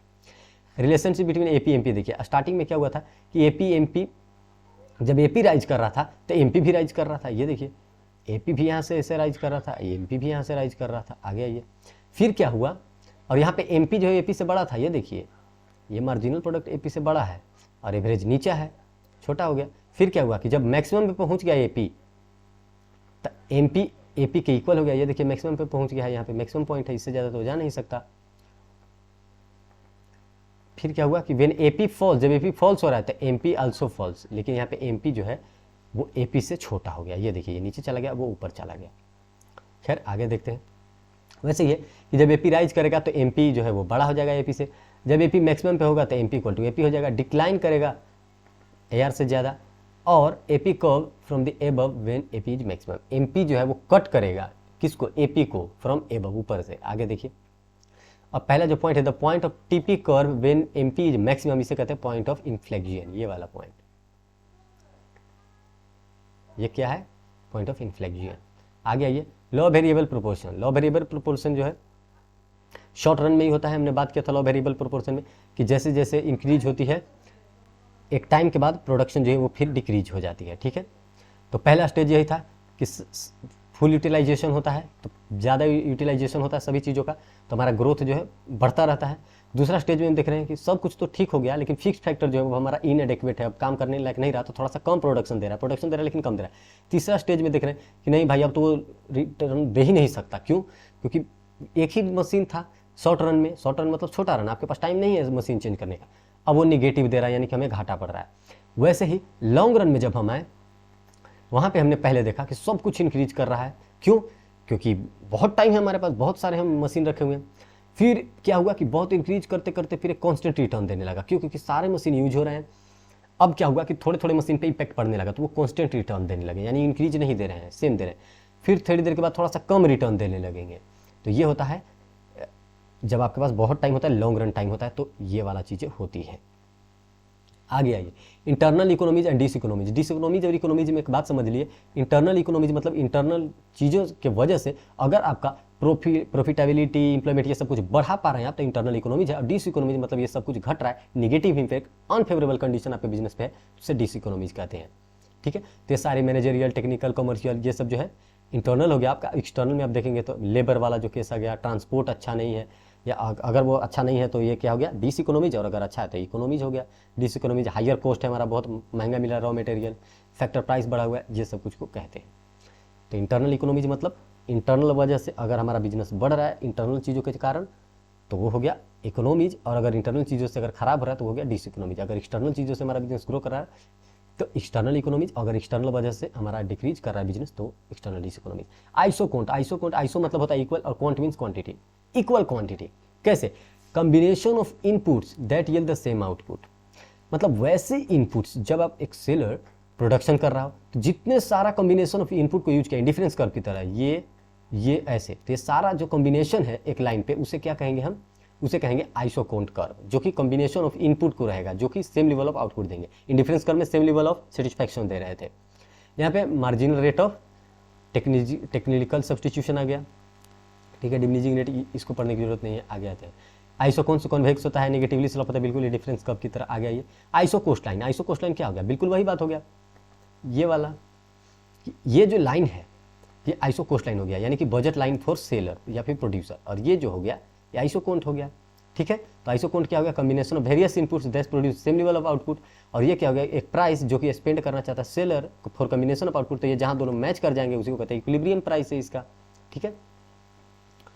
आगे आते हैं, कॉस्ट एनालिसिस मतलब कॉस्ट को देखना कि कितना हमारा खर्चा लग रहा है, फैक्टर्स ऑफ प्रोडक्शन, ये सब कुछ लेने में। In other words, cost analysis concern with the financial aspect of production and financial aspects as against financial aspects. आगे आइए, कुछ कॉस्ट की बात करते हैं। तो एक्सप्लिसिट कॉस्ट, वैसे कॉस्ट जो कि एक्चुअली में लग जाते हैं हमें फैक्टर्स ऑफ प्रोडक्शन करने में, तो उसे कहते हैं एक्सप्लिसिट कॉस्ट। इम्प्लिसिट कॉस्ट जो कि नहीं लगते हैं, कोई भी फ्लो इसमें नहीं involve, any cash payment to outsiders do not involve any cash cost which do not involve any cash payment, मतलब इसमें कैश इनफ्लो आउटफ्लो हो ही नहीं रहा है, ठीक है, कोई इसका रिकॉर्ड नहीं है, तो इसको क्या इम्प्लिसिट कॉस्ट, और इसका रिकॉर्ड होता है एक्सप्लिसिट कॉस्ट।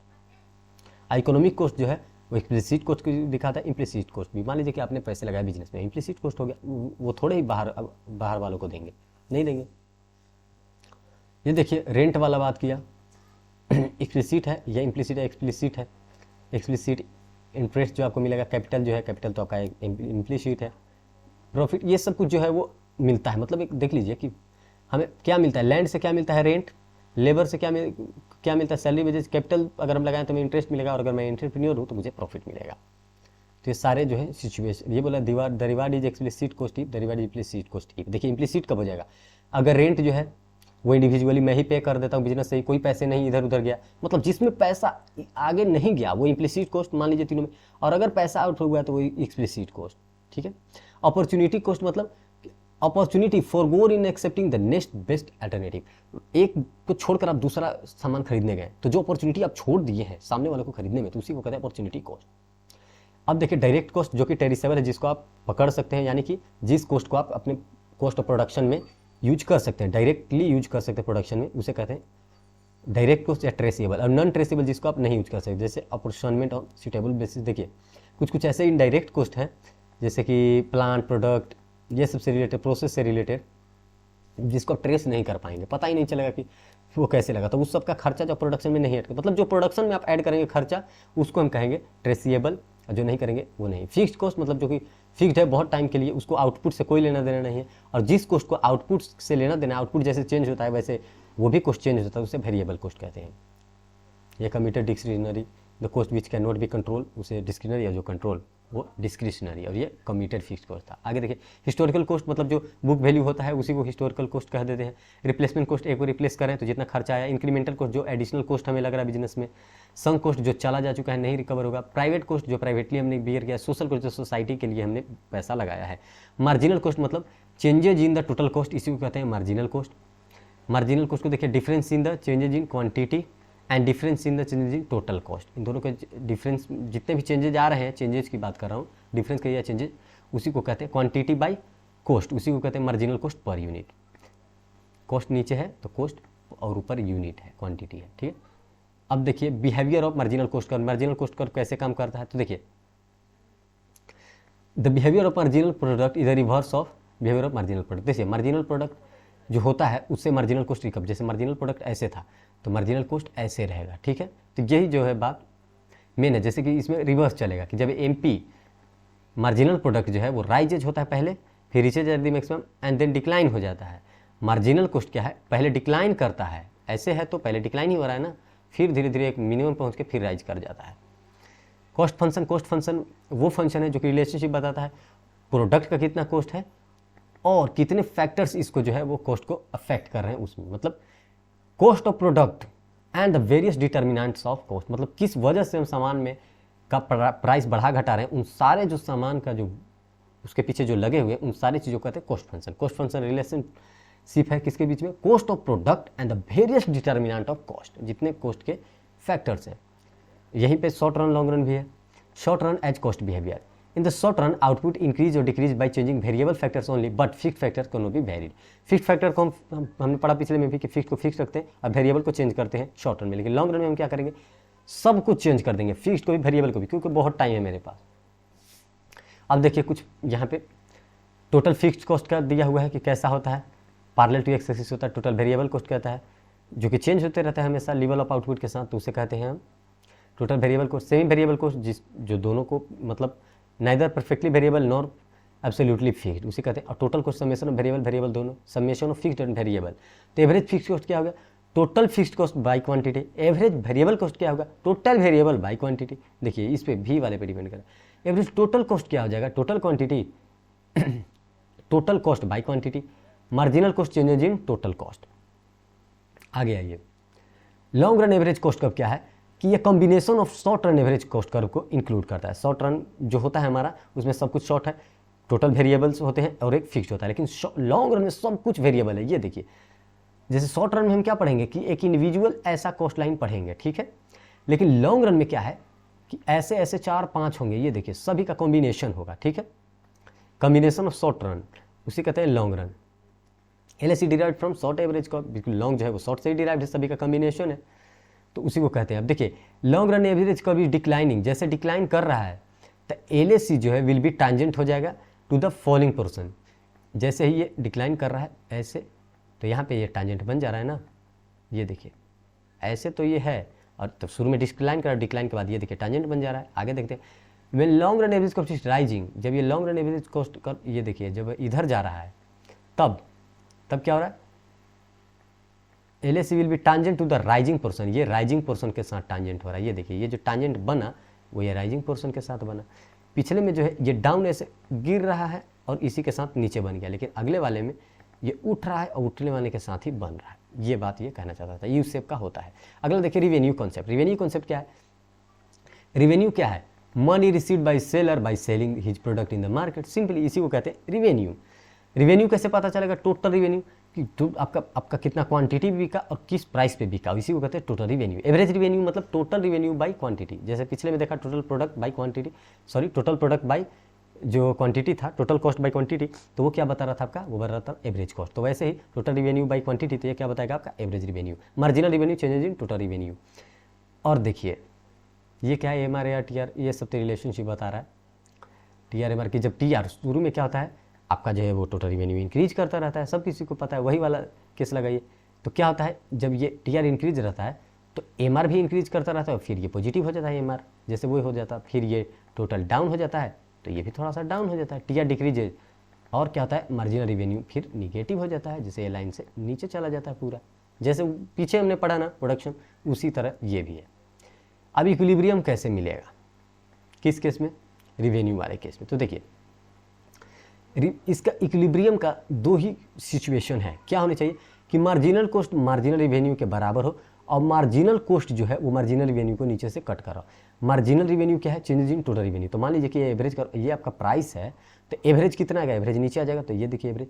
अब एवरेज को जिस लाइन पे मार्जिनल कॉस्ट कट करेगा, इस लाइन पे कट कर रहा है, तो इसी लाइन को कह देंगे इक्विलिब्रियम। समझ गए? इसी को कह देंगे इक्विलिब्रियम। तो अब देखिए क्या होता है कि जब अब ये किसका किसका रिलेशन था? याद रखिएगा, मार्जिनल कॉस्ट और मार्जिनल रिवेन्यू, MR और AR। अब यहाँ पे AR और M क्या होगा? AC और MR आ जाएगा, AC और AR। क्यों? एवरेज अब लेते हैं, जैसे मार्जिनल हम ले रहे हैं यानी कि टोटल चेंजेस। तो इसमें किससे क्या पता चल रहा है? हमें पता चला कि इक्विलिब्रियम हम फाइंड करने के लिए MC और MR को देखते हैं, जिसमें MC और MR जो है जहाँ पे ऐसे कट कर जाते हैं, MC तो हमेशा ऐसे ही रहता है, डाउन और ऊपर जाता है, तो जहाँ पे ये कट करता है तो इसी को कहते हैं इक्विलिब्रियम। लेकिन जब एवरेज रिवेन्यू और एवरेज कॉस्ट को कंपेयर करते हैं, वहाँ पे हम देखते हैं कि जब एवरेज रिवेन्यू हमारा ज़्यादा हो जाता है तो हमें सुपर नॉर्मल प्रॉफिट होता है। रिवेन्यू ज़्यादा है, कॉस्ट कम है, तो हमारा क्या हो गया? सुपर नॉर्मल, बहुत profit. Revenue equal to cost, तो ये क्या हो गया? नॉर्मल प्रॉफिट हो गया।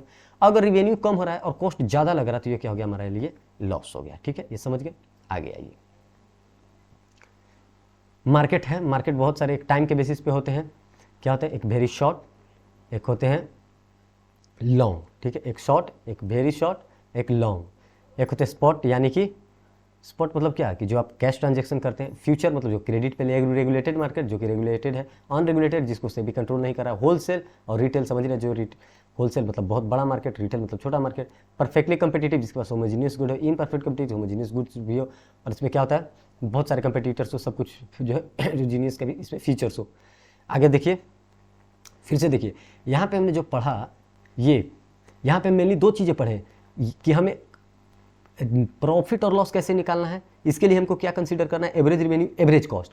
मार्जिनल रिवेन्यू में और मार्जिनल कॉस्ट कब? जब हमको इक्विलिब्रियम निकालना हो। समझ गए? आइए अब देखिए उसी टाइप्स ऑफ मार्केट्स को अच्छे से एक्सप्लेन किया। परफेक्ट कंपटीटिव मतलब जहाँ पे बहुत सारे सेलर्स हो और आइडेंटिकल यानी कि होमोजीनियस प्रोडक्ट्स हो, सेम टाइप्स के प्रोडक्ट्स हो, और बहुत सारे मार्केट में बायर सेलर्स हो, तो उसको कहते हैं परफेक्ट कंपटीशन। जैसे सब्जी बिक रहा हो तो सब्जी वहाँ पे बिक रहा हो, उसे परफेक्ट कंपटीशन। मोनोपोली मार्केट, अकेला सेलर हो, बहुत सारे बायर्स हो और बहुत प्रकार के उसके पास गुड्स हो, तो उसके पास क्या कहेंगे? Monopoly market. मान लीजिए कोई बहुत अमीर आदमी है, उसने एक बहुत प्रकार के प्रोडक्ट्स लाया हो और वहाँ पे कोई सेलर है ही नहीं, सिर्फ वही है, तो उसी को कह देंगे मोनोपोलिस्टिक कंपटीशन। ओलिगोपोली में क्या है कि सेलर्स थोड़ा कम रहते हैं और बहुत हाई क्वालिटी के गुड्स को प्रोड्यूस कर रहे होते हैं, जैसे में कार, ये सब, तो इसे कहते हैं ओलिगोपोली। ड्यूपोली किसे कहते हैं? ड्यूपोली में क्या है कि यहाँ पे टू फर्म्स होते हैं सिर्फ मार्केट में। ड्यूपोली मतलब दो ही यहाँ पे जो है वो मार्केट, यानी दो ही सेलर्स हो गए। मोनोपोली में क्या है? सिंगल बायर होगा, single buyer of a product, एक ही बायर है जो खरीदने आ रहा है, आपके पास कोई अदर बायर्स नहीं है, सिंगल बायर है वही खरीदने आ रहा है, तो सिंगल बायर मोनोपोली। ओलिगोपोली मतलब बायर तो कम है, स्मॉल नंबर है, लेकिन बहुत ज़्यादा भारी मात्रा में है। By small number of large buyers, number तो कम है लेकिन लार्ज बायर्स है। It is most related two factor market. ठीक है, बाइलेटरल मोनोपोली किसे कहते हैं? जब इसे देख लीजिए, पढ़िए। It is a market structure in which there is only single buyer हो और सिंगल सेलर हो, बाइलेटरल मोनोपोली कह देंगे। तब आप बोलेंगे कि सिंगल बायर, और इसमें तो सिंगल सेलर थोड़े था, मोनोपोली में सिर्फ सिंगल बायर था। ठीक है, और यहाँ पे सिंगल बायर भी है और सिंगल सेलर भी है। परफेक्ट कंपटीशन में आइए, होमोजीनियस प्रोडक्ट होता है, फ्रीली आप एंट्री एग्जिट ले सकते हैं ऐसे मार्केट में, और बहुत अच्छा से नॉलेज होता है, ये अच्छे से प्रोडक्शन के फैक्टर्स को यूज करते हैं, और यूनिफॉर्म मार्केट प्राइस होता है। और बहुत बड़ी चीज़ जो है वो इसमें ये है कि ये प्राइस टेकर होता है, ये मेकर नहीं होता, प्राइस नहीं डिसाइड करता, ये चुपचाप प्राइस लेता है जितना प्राइस लेता है। क्यों? क्योंकि बहुत सारे मार्केट्स हैं ना, प्रोडक्ट एक ही है, तो अब बताइए कोई यहाँ पे अपना प्राइस फिक्स कर पाएगा? बाजार में गया, लौकी खरीदने, वहाँ पर सिर्फ लौकी बिक रही हो, होमोजेनियस प्रोडक्ट होता है परफेक्ट कंपटीशन। तो क्या कोई एक प्राइस डिसाइड कर सकता है? नहीं, मैं तो इतना ज़्यादा में बेचूंगा। अगर वैसा करेगा तो कोई खरीदेगा नहीं उससे। तो सारी चीज़ें जो है वो सारे प्राइस टेकर्स होते हैं, मेकर कोई नहीं होता है। फिक्स रहता है प्राइस, उसी पे सब बेचते हैं। जहाँ पे डिमांड जो है वो average revenue, marginal revenue, price सब कुछ सेम होता है। यहाँ पे कुछ भी चेंजेस नहीं होता। ये देखिए DMR क्वांटिटी चेंज हो रहा है, लेकिन सब कुछ जो है प्राइस बिल्कुल सेम है। प्राइस जो कहिए, एवरेज रेवेन्यू, सब कुछ सेम है। तो अगर अब इसमें देखिए, अगर प्रॉफिट लॉस फाइंड करना हो तो प्रॉफिट लॉस के लिए मैं क्या बोला था, जैसे ये चीज़ तो बोल दिया था कि आपको जो है वो इक्विलिब्रियम कब मिलेगा। इक्विलिब्रियम मतलब मैक्सिमम सेटिस्फैक्शन। तो वो तो तब मिलेगा ना जब मार्जिनल कॉस्ट एवरेज रेवेन्यू, ये तो हम जान गए कि एवरेज रेवेन्यू ऐसा होता है परफेक्ट कंपटीशन में। क्यों? क्योंकि यहाँ पे कुछ भी चेंजेस है ही नहीं, प्राइस जैसा है वैसा एवरेज रेवेन्यू, सब कुछ फिक्स है, एक ही लाइन पे है। तो एक लाइन ड्रॉ कर दिया तो ये एवरेज रेवेन्यू भी यही हो गया। और क्या हो गया, ये मार्जिनल रेवेन्यू भी यही हो गया, सब कुछ यही हो गया। तो मार्जिनल कॉस्ट और मार्जिनल रेवेन्यू के बीच में जो रिलेशन होता है तो उसे क्या कहते हैं, उसे इक्विलिब्रियम। तो यहाँ पे जहाँ पे वो कट करेगा वो इक्विलिब्रियम पॉइंट हो गया। ठीक है, अब देखिए, अब इसमें प्रॉफिट और लॉस कब निकालते हैं, जब एवरेज रेवेन्यू एवरेज कॉस्ट को हम डिटरमाइन करते हैं। तो शॉर्ट रन में क्या होता है कि मान लीजिए कि जब कोई परफेक्ट कंपटीशन है, ठीक है, अब अगर ये इसका एवरेज रेवेन्यू ज़्यादा है टोटल कॉस्ट से, तो क्या हो गया, ये सुपर प्रॉफिट हो जाएगा। और वैसे ही अगर इसका नॉर्मल प्रॉफिट कम है, यानी कि रेवेन्यू जो है वो कॉस्ट के बराबर है, तो क्या हो गया, नॉर्मल हो जाएगा। और अगर इसका रेवेन्यू कॉस्ट से कम है तो ये क्या होगा, लॉस में हो जाएगा। और अगर बराबर कम रहा, वेरिएबल से भी कम, तो इससे बंद कर देना चाहिए। ठीक है, ये समझ गया। आगे भी देखेंगे तो आपको समझ में आएगा। लॉन्ग रन में भी इसको क्या है, लॉन्ग रन बहुत टाइम है इसके पास, तब क्या होगा, इसके पास ये बेचारा नॉर्मल प्रॉफिट ही कमा रहा होगा। क्योंकि बहुत सारे बिजनेस है ना भाई, सभी लोग लौकी बेच रहे हैं। तो बहुत आपका टाइम ही दे दिया जाए किसी सेलर को कि बहुत टाइम तक आपको बेचना है, फिर भी प्राइस वही रहेगा, क्योंकि बाकी सेलर भी तो वही बेच रहे हैं ना यार। तो नॉर्मल प्रॉफिट होगा, एक्स्ट्रा प्रॉफिट नहीं होगा, क्योंकि सामान तो वही है। ज़्यादा प्राइस बढ़ाना चाहिए इसको प्रॉफिट लेने के लिए, ज़्यादा प्राइस बढ़ाएगा तो कोई लेगा नहीं। तो नॉर्मल प्रॉफिट ही इसको बेचारा को लॉन्ग टर्म में भी होता है। आगे देखते हैं अगला मार्केट, मोनोपोली मार्केट। अब देखिए यहाँ पे अकेला सेलर, यहाँ पे कोई सेलर ही नहीं है। ठीक, तो शॉर्ट टाइम जब रहेगा, सिंगल सेलर है बेचारा, जो इसका बिजनेस है वही इंडस्ट्री भी है, मतलब यही प्राइस साइड सब कुछ डिसाइड करता है। सबसे बड़ी बात यह है ये प्राइस टेकर नहीं, प्राइस मेकर होता है। क्यों? क्योंकि सिंगल सेलर है, ये जो कहेगा उतना में ही बिकेगा, बाकी की तो बातों को इग्नोर कर दिया जाएगा। तो ये क्या हो जाएगा, मेकर है, ये बनाता है मोनोपोली। लेकिन प्राइस टेकर क्यों था वो परफेक्ट कंपटीशन? क्योंकि सभी के पास सेम प्रोडक्ट था और बहुत सारे बायर्स थे। तो अगर एक कोई प्राइस डिसाइड करता कि नहीं मैं इतना में बेचूंगा, तो उससे कोई खरीदता नहीं, क्योंकि सामने वाला तो कम में बेच रहा होगा। लेकिन यहाँ पे अकेला है, जितना भी प्राइस चाहे उतना बढ़ाए या घटाए, अकेला सेलर है, इसकी मर्जी। तो ये प्राइस टेकर नहीं, प्राइस मेकर होता है। मोनोपोली का मतलब ये होता है कि एक ही सेलर है। ठीक है, तो मोनोपोली में देखिए इसका जो है वो इक्विलिब्रियम यानी मैक्सिमम जो ये चाहेगा अपना प्रॉफिट मैक्सिमाइजेशन, वो इसे कब मिलेगा। तो देखिए प्रॉफिट मैक्सिमाइजेशन जैसे परफेक्ट कंपटीशन में क्या था कि प्राइस तो सब कुछ फिक्स ही रहता है, मार्जिनल रेवेन्यू सब कुछ, एवरेज रेवेन्यू सब कुछ फिक्स था, तो वो ऐसा था। लेकिन इसमें चेंज होता है मोनोपोली में। क्यों? ये प्राइस बढ़ा भी सकता है, घटा भी सकता है। तो इसका जो है मार्जिनल रेवेन्यू, एवरेज रेवेन्यू भी, और मार्जिनल रेवेन्यू जो है वो डाउनवर्ड होता है। डाउनवर्ड का मतलब ये चेंजेज होता रहता है। स्ट्रेट रहता तो वो तो कांस्टेंट हो जाता, इसलिए इसको डाउनवर्ड कर दिया। अब मार्जिनल रेवेन्यू को जहाँ भी मार्जिनल कॉस्ट कट करेगा तो वही पॉइंट ऑफ इक्विलिब्रियम हो गया, यहाँ पे उसे जो है वो सेटिस्फैक्शन मिल जाएगा। ये देखिए यहाँ पे जो है वो ये प्राइस रखा है, मतलब मार्जिनल रेवेन्यू रखा है, और यहाँ पे मार्जिनल कॉस्ट, मार्जिनल रेवेन्यू और मार्जिनल कॉस्ट जहाँ पे कट करते हैं तो वो पॉइंट क्या हो जाता है हमारा, वो पॉइंट हो जाता है हमारा मैक्सिमम प्रॉफिट के लिए, यानी कि इक्विलिब्रियम। अब देखिए क्या होता है, इक्विलिब्रियम हो गया। आगे सुपर प्रॉफिट ये कब कमाएगा, कभी भी कमा सकता है बेचारा। तो सुपर प्रॉफिट के लिए क्या होगा, प्रॉफिट के लिए जैसे मार्जिनल कॉस्ट और मार्जिनल रेवेन्यू हम कब कंपेयर किए, जब हमको प्रॉफिट मैक्सिमाइजेशन देखना था। लेकिन अगर प्रॉफिट और लॉस देखना हो तब हम क्या करेंगे, सुपर प्रॉफिट तब होगा जब एवरेज रेवेन्यू एवरेज कॉस्ट से ज़्यादा होगा। मतलब अगर हमारा रेवेन्यू ज़्यादा है कॉस्ट से तो सुपर प्रॉफिट, अगर रेवेन्यू बराबर है तो नॉर्मल, और अगर रेवेन्यू कम है तो लॉसेज। लेकिन अब शॉर्ट रन और लॉन्ग रन की बात में आइए। क्या होता है कि शॉर्ट रन में तो इसके पास टाइम नहीं है, तो प्रॉफिट लॉस कुछ भी हो सकता है इसको, ठीक है। लेकिन लॉन्ग रन में तो इसके पास टाइम ही टाइम है, तो हमेशा इसका क्या होगा, सुपर प्रॉफिट होगा। लॉन्ग रन में हमेशा होगा।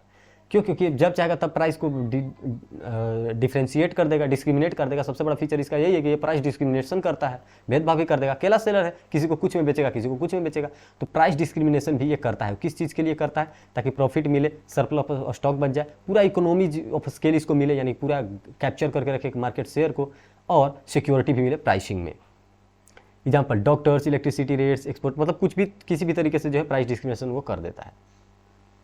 डिफरेंट प्राइसेस चार्ज कर देता है दो मार्केट में, तो उसी को कहते हैं प्राइस डिस्क्रिमिनेशन। एक में ज़्यादा कर दिया और एक में दो कम कर दिया प्राइस। जिसकी देखिए जहाँ पे देखा कि डिमांड ज़्यादा है तो फिर प्राइस ज़्यादा करके सामान बेच दिया जिस जगह पे। अब अकेला सेलर है, दूसरे तो है नहीं कि मान लीजिए कि मैंने प्राइस अगर बढ़ा दिया तो ये तो सोचना नहीं है कि सामने वाला जो कंज्यूमर है वो दूसरे के पास चलेगा, दूसरा तो वही है ही नहीं, मेरे पास ही आएगा, तो कितना भी प्राइस बढ़ाकर वो जो है वो ऐसा कर सकता है। मोनोपोलिस्टिक कंपटीशन देखिए ये वाला जो है वो सबसे ज़्यादा देखा जाता है। मोनोपोलिस्टिक कंपटीशन मतलब large number of buyers and sellers हैं, फ्री एंट्री एग्जिट, कुछ भी बिजनेस बन सकता है, प्रोडक्ट डिफरेंशिएशन है, और सबसे बड़ी चीज़ कि ये प्राइस टेकर है and every firm is price maker. अब बहुत सारे प्रोडक्ट्स हैं, मान लीजिए कि कहीं पे साबुन बिक रहा है, तो अगर दो साबुन बेच रहे हैं तो पता चला कि कुछ लोग मोबाइल बेच रहे हैं, फिर कुछ लोग कुछ बेच रहे हैं। तो परफेक्टली में हमने क्या देखा कि सिर्फ लौकी बेच रहा है तो लौकी ही बिक रहा है। मोनोपोली में हमने क्या देखा कि लौकी, मोबाइल सब कुछ बेच रहा है लेकिन एक ही सेलर है, ठीक, तो वहाँ पे सब प्राइस वही डिसाइड कर रहा है। लेकिन आगे हमने देखा कि मार्केट्स भी बहुत सारा आ गया, सेलर्स भी बहुत सारा आ गया, प्रोडक्ट्स भी बहुत सारा आ गया, लेकिन वो लोग प्राइस टेकर्स भी हैं और प्राइस मेकर भी। सब लोग अपना अपना प्राइस डिसाइड करेंगे। अब मैं मान लीजिए कि मैं बहुत सारे सेलर्स हैं, मैं फ़ोन बेचता हूँ तो फ़ोन की कीमत मैं डिसाइड करूँगा। सब्जी वाला से थोड़े ही मैं सब्जी वाला थोड़े मेरे फ़ोन का जो है प्राइस देकर अपना प्राइस रखेगा, नहीं। तो ये होता है मोनोपोलिस्टिक कंपटीशन में। तीनों में डिफरेंस समझिए। परफेक्ट कंपटीशन में क्या होता है कि सेम प्रोडक्ट होता है और बहुत सारे सेलर्स होते हैं, तो आप प्राइस को सब कुछ को एकदम कांस्टेंट रखते हैं कि नहीं भाई अगर सामने वाला इतना में दे रहा है तो मुझे भी इतना में देना चाहिए, अगर मैंने बढ़ाया तो सभी लोग उसके पास चले जाएंगे। अब मोनोपोली में क्या है कि प्रोडक्ट ही अलग अलग है, तो भागने का तो चॉइस है कि हाँ इसके पास से नहीं खरीदूंगा, दूसरे के पास चलो यार, लेकिन दूसरा कोई है ही नहीं, मोनोपोली अकेला ही है। सामने वाले में बहुत सारे मार्केट था, बहुत लोग लौकी बेच रहे थे, लेकिन यहाँ पे लौकी बेच रहा है, आलू बेच रहा है, टमाटर जो भी बेच रहा है, मोबाइल भी बेच रहा है, वो सब एक ही बेच रहा है, वो है मोनोपोली। अब मोनोपोलिस्टिक में क्या है कि बहुत सारे प्रोडक्ट्स हैं, बहुत सारे मार्केट्स हैं और अलग अलग टाइप का प्रोडक्ट है, और इसलिए सब कोई अपना अपना प्रोडक्ट खुद डिसाइड कर रहा है प्रोडक्ट का। तो प्राइस टेकर और मेकर दोनों जो है मोनोपोलिस्टिक कंपटीशन में पाया जाता है। अब इसमें जो हमने केस उधर पढ़ा था इक्विलिब्रियम कब मिलेगा, इसका भी वैसे मार्जिनल रिवेन्यू मान लीजिए कि नीचे आया, ये देखिए एवरेज रिवेन्यू के नीचे होता है मार्जिनल रिवेन्यू। तो मार्जिनल रिवेन्यू को जब मार्जिनल कॉस्ट कट कर गया तो एवरेज यहाँ पे जहाँ पे कट किया वो इक्विलिब्रियम पॉइंट। अब मान लीजिए कि इसको प्रॉफिट कब होगा, प्रॉफिट तब होगा जब इसका जो है एवरेज रिवेन्यू वो ज़्यादा होगा एवरेज कॉस्ट से, लॉस हो जाएगा जब एवरेज रिवेन्यू कम हो जाएगा एवरेज कॉस्ट से, और दोनों जब एवरेज कॉस्ट और एवरेज रिवेन्यू दोनों इक्वल होंगे तो इसको जो है वो नॉर्मल प्रॉफिट हो रहा होगा। अब ओलिगोपोली मार्केट में, ओलिगोपोली मार्केट मोस्ट इंपॉर्टेंट है, क्यों? एक मान लीजिए कार सेलर जो है उसी को कहते हैं हम ओलिगोपोली मार्केट। क्यों? यहाँ पे फ्यू सेलर, फ्यू प्रोड्यूसर्स होंगे और जो सिमिलर प्रोडक्ट्स होते हैं, ठीक है, थोड़ा सा रिलेटिवली सिमिलर्स होते हैं। तो an oligopoly market is an market in which there are few producers of a product. Oligopoly is an important form of imperfect competition. जो ऊपर हमने देखा परफेक्ट के बाद मोनोपोलिस्टिक, उसी को इम्परफेक्ट कंपटीशन कह दिया। अब देखिए ओलिगोपोली में कुछ कुछ टाइप्स हैं। प्योर ओलिगोपोली इसे किसे कहते हैं? जो कि बिल्कुल होमोजीनियस प्रोडक्ट बेच रहा हो उसे प्योर ओलिगोपोली कहते हैं। Deals in homogeneous products, aluminium industry, differentiated imperfect, ठीक है। डील्स इन और क्या है दूसरा इम्परफेक्ट, यानी प्योर के बाद इम्प्योर। इम्प्योर क्या हो गया? जो कि डिफरेंशिएटेड प्रोडक्ट में डील करेगा। ओपन ओलिगोपोली मतलब कि new firms can enter the market and compete with existing firms. Closed oligopoly उसे जो नहीं आ सकता उसे क्लोज्ड ओलिगोपोली कहते हैं। ओपन ओलिगोपोली क्या कि कोई भी जो है वो ओलिगोपोली मार्केट में एंट्री कर सकता है, उसे ओपन ओलिगोपोली। क्लोज ओलिगोपोली मतलब कोई भी एंट्री नहीं कर सकता। कोल्यूजिव ओलिगोपोली मतलब कॉमन अंडरस्टैंडिंग के साथ जो है प्राइस और आउटपुट डिसाइड किया। कोई अगर मार्केट वाले जो है वो कार्स प्रोड्यूस कर रहे हो, सभी लोग जो मिलजुल कर जो है प्राइस डिसाइड किए, वो कोल्यूजिव ओलिगोपोली। पार्शियल ओलिगोपोली क्या हो गया? When industry is dominated by one large firm, जब एक लार्ज फर्म जो है वो पूरी इंडस्ट्री को जो है डोमिनेट कर रहा हो अकेला, तो उसे पार्शियल ओलिगोपोली कहेंगे, ठीक है।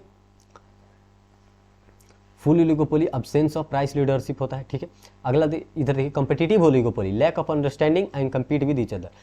कोल्यूजिव में क्या था कि सभी लोग एक साथ आ रहे तो डिसाइड कर लिए कि हाँ भाई हम लोग इतना इतना प्राइस में सभी बेचेंगे। लेकिन कम्पिटिटिव में क्या, कोई नहीं आ रहा, सब अपना अपना डिसाइड कर रहे हैं। सिंडिकेटेड ओलिगोपोली मतलब जिसका प्रोडक्ट जो है सेंट्रलाइज तरीके से बेचा जा रहा है, लॉन्ग टर्म की बात कर रहा है। ऑर्गेनाइज्ड ओलिगोपोली जो कि सेंट्रल एसोसिएशन को देख कर रखा हो फिक्स प्राइस फिक्स करने के लिए, तो उसे कहते हैं ऑर्गेनाइज्ड ओलिगोपोली। ओलिगोपोली हम लोग समझ गए।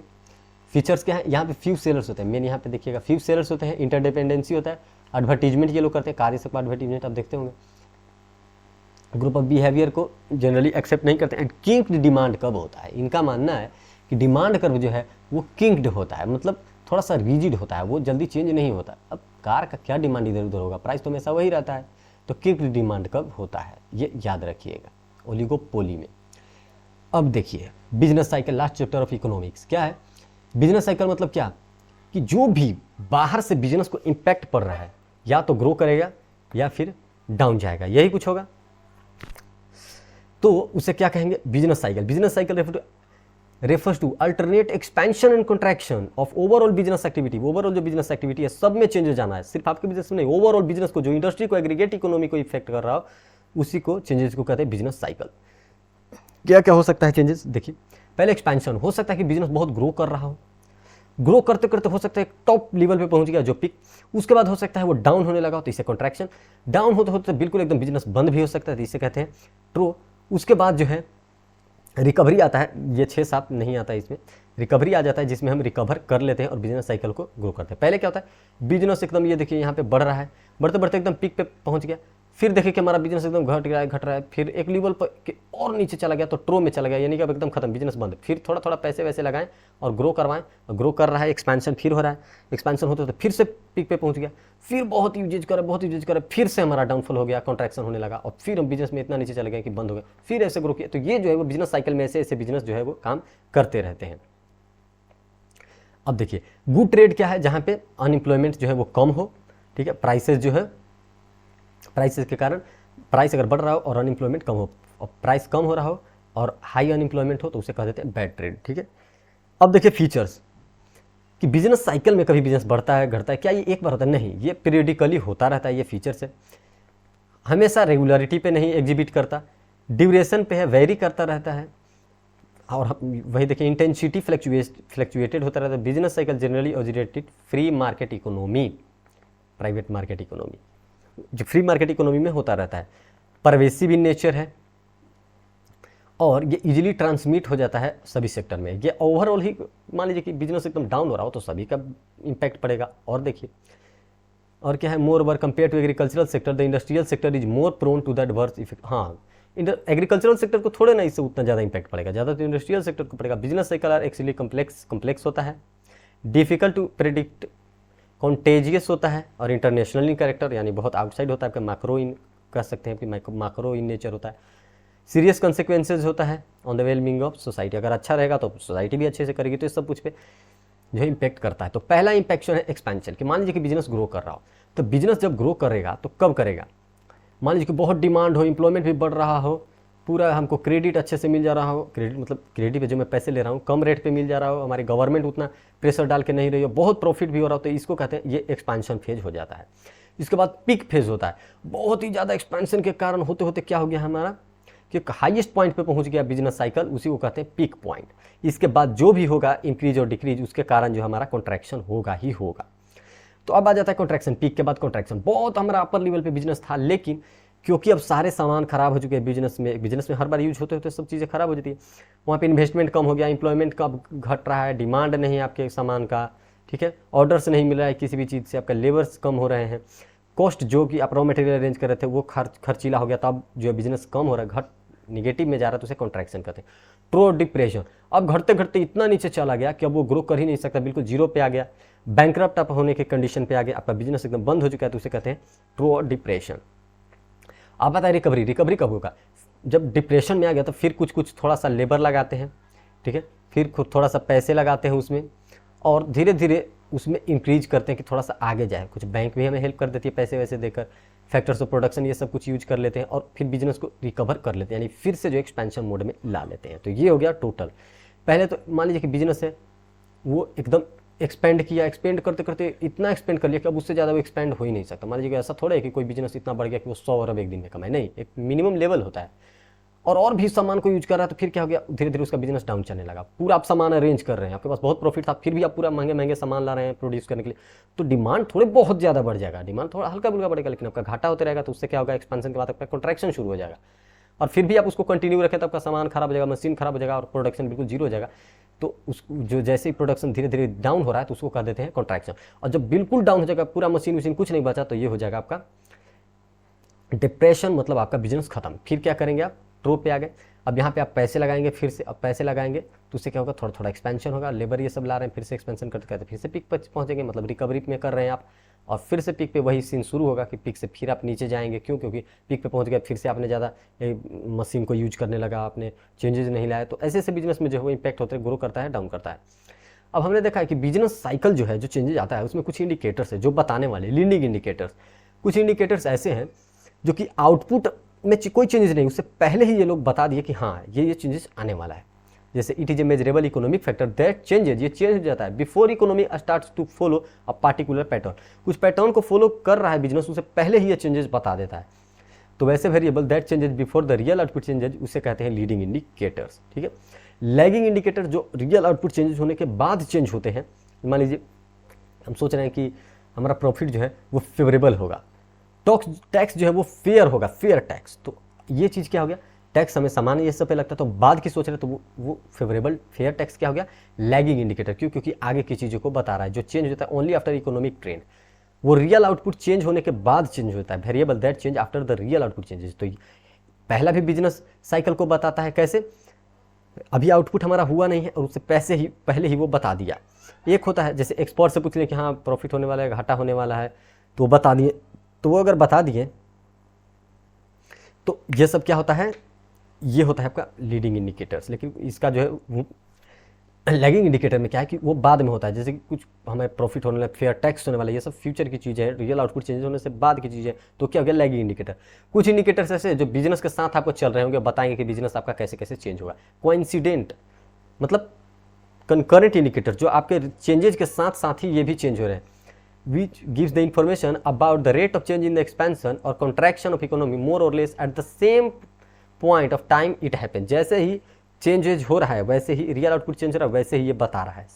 देख क्या हुआ कि रियल आउटपुट चेंज तो हो रहा है आपका, ठीक है, बिजनेस में आप बिजनेस कर रहे हैं तो आप आउटपुट कर रहे हैं, आउटपुट प्रोड्यूस कर रहे हैं, तो कुछ कुछ ऐसी चीज़ें होती है जो पहले ही बता देती है। जैसे एक्सपर्ट से हमने पूछ लिया, तो वो कुछ ऐसे टर्म्स होते हैं जो पहले बता देते हैं बिजनेस में आउटपुट चेंज होने से पहले कि हाँ ऐसे ऐसे आपके बिजनेस में होने वाला है। तो क्या हो गया, लीडिंग इंडिकेटर। कुछ बाद में पता चलता है, जैसे फेयर टैक्स लग गया, तो फेयर टैक्स लगेगा तो आपका जो है वो आप ज़्यादा सेल कर पाएंगे, तो टैक्स जो हो गया वो बाद का हो गया। पहले मतलब रियल जो आउटपुट है उसके चेंज होने से के बाद का चीज़ों को बता रहा है। अब जो है कि कुछ चीज़ें ऐसी होती है जो आउटपुट जैसे ही आपने प्रोड्यूस किया उसी के साथ ही बताएगा, तो वैसी चीज़ों को क्या कहते हैं, कोइंसिडेंट या फिर कंकरेंट इंडिकेटर। तो ये 3 इंडिकेटर्स होते हैं। अब इंपॉर्टेंस क्या है बिजनेस साइकिल का डिसीजन मेकिंग में, तो इसका इंपॉर्टेंस है। मान लीजिए हमने अंडरस्टैंड कर लिया, तो हम ये भी देख सकते हैं कि डिमांड पर इसका क्या इंपैक्ट पड़ेगा। अगर एक्सपेंशन है तो हमें डिमांड जो है इंक्रीज हो रहा है, तो हमें प्रोडक्शन भी इंक्रीज करना होगा। एक्सपेंशन डिसीजन हमें लेने में मदद करता है, बिजनेस पॉलिसीज बनाने में, प्रोडक्शन, मार्केट एंट्री में, साइक्लिकल बिजनेस, हर चीज़ में हेल्प करेगा business decision, from production to the sale. ठीक है, तो ये रोल होता है, छोड़ दो ना,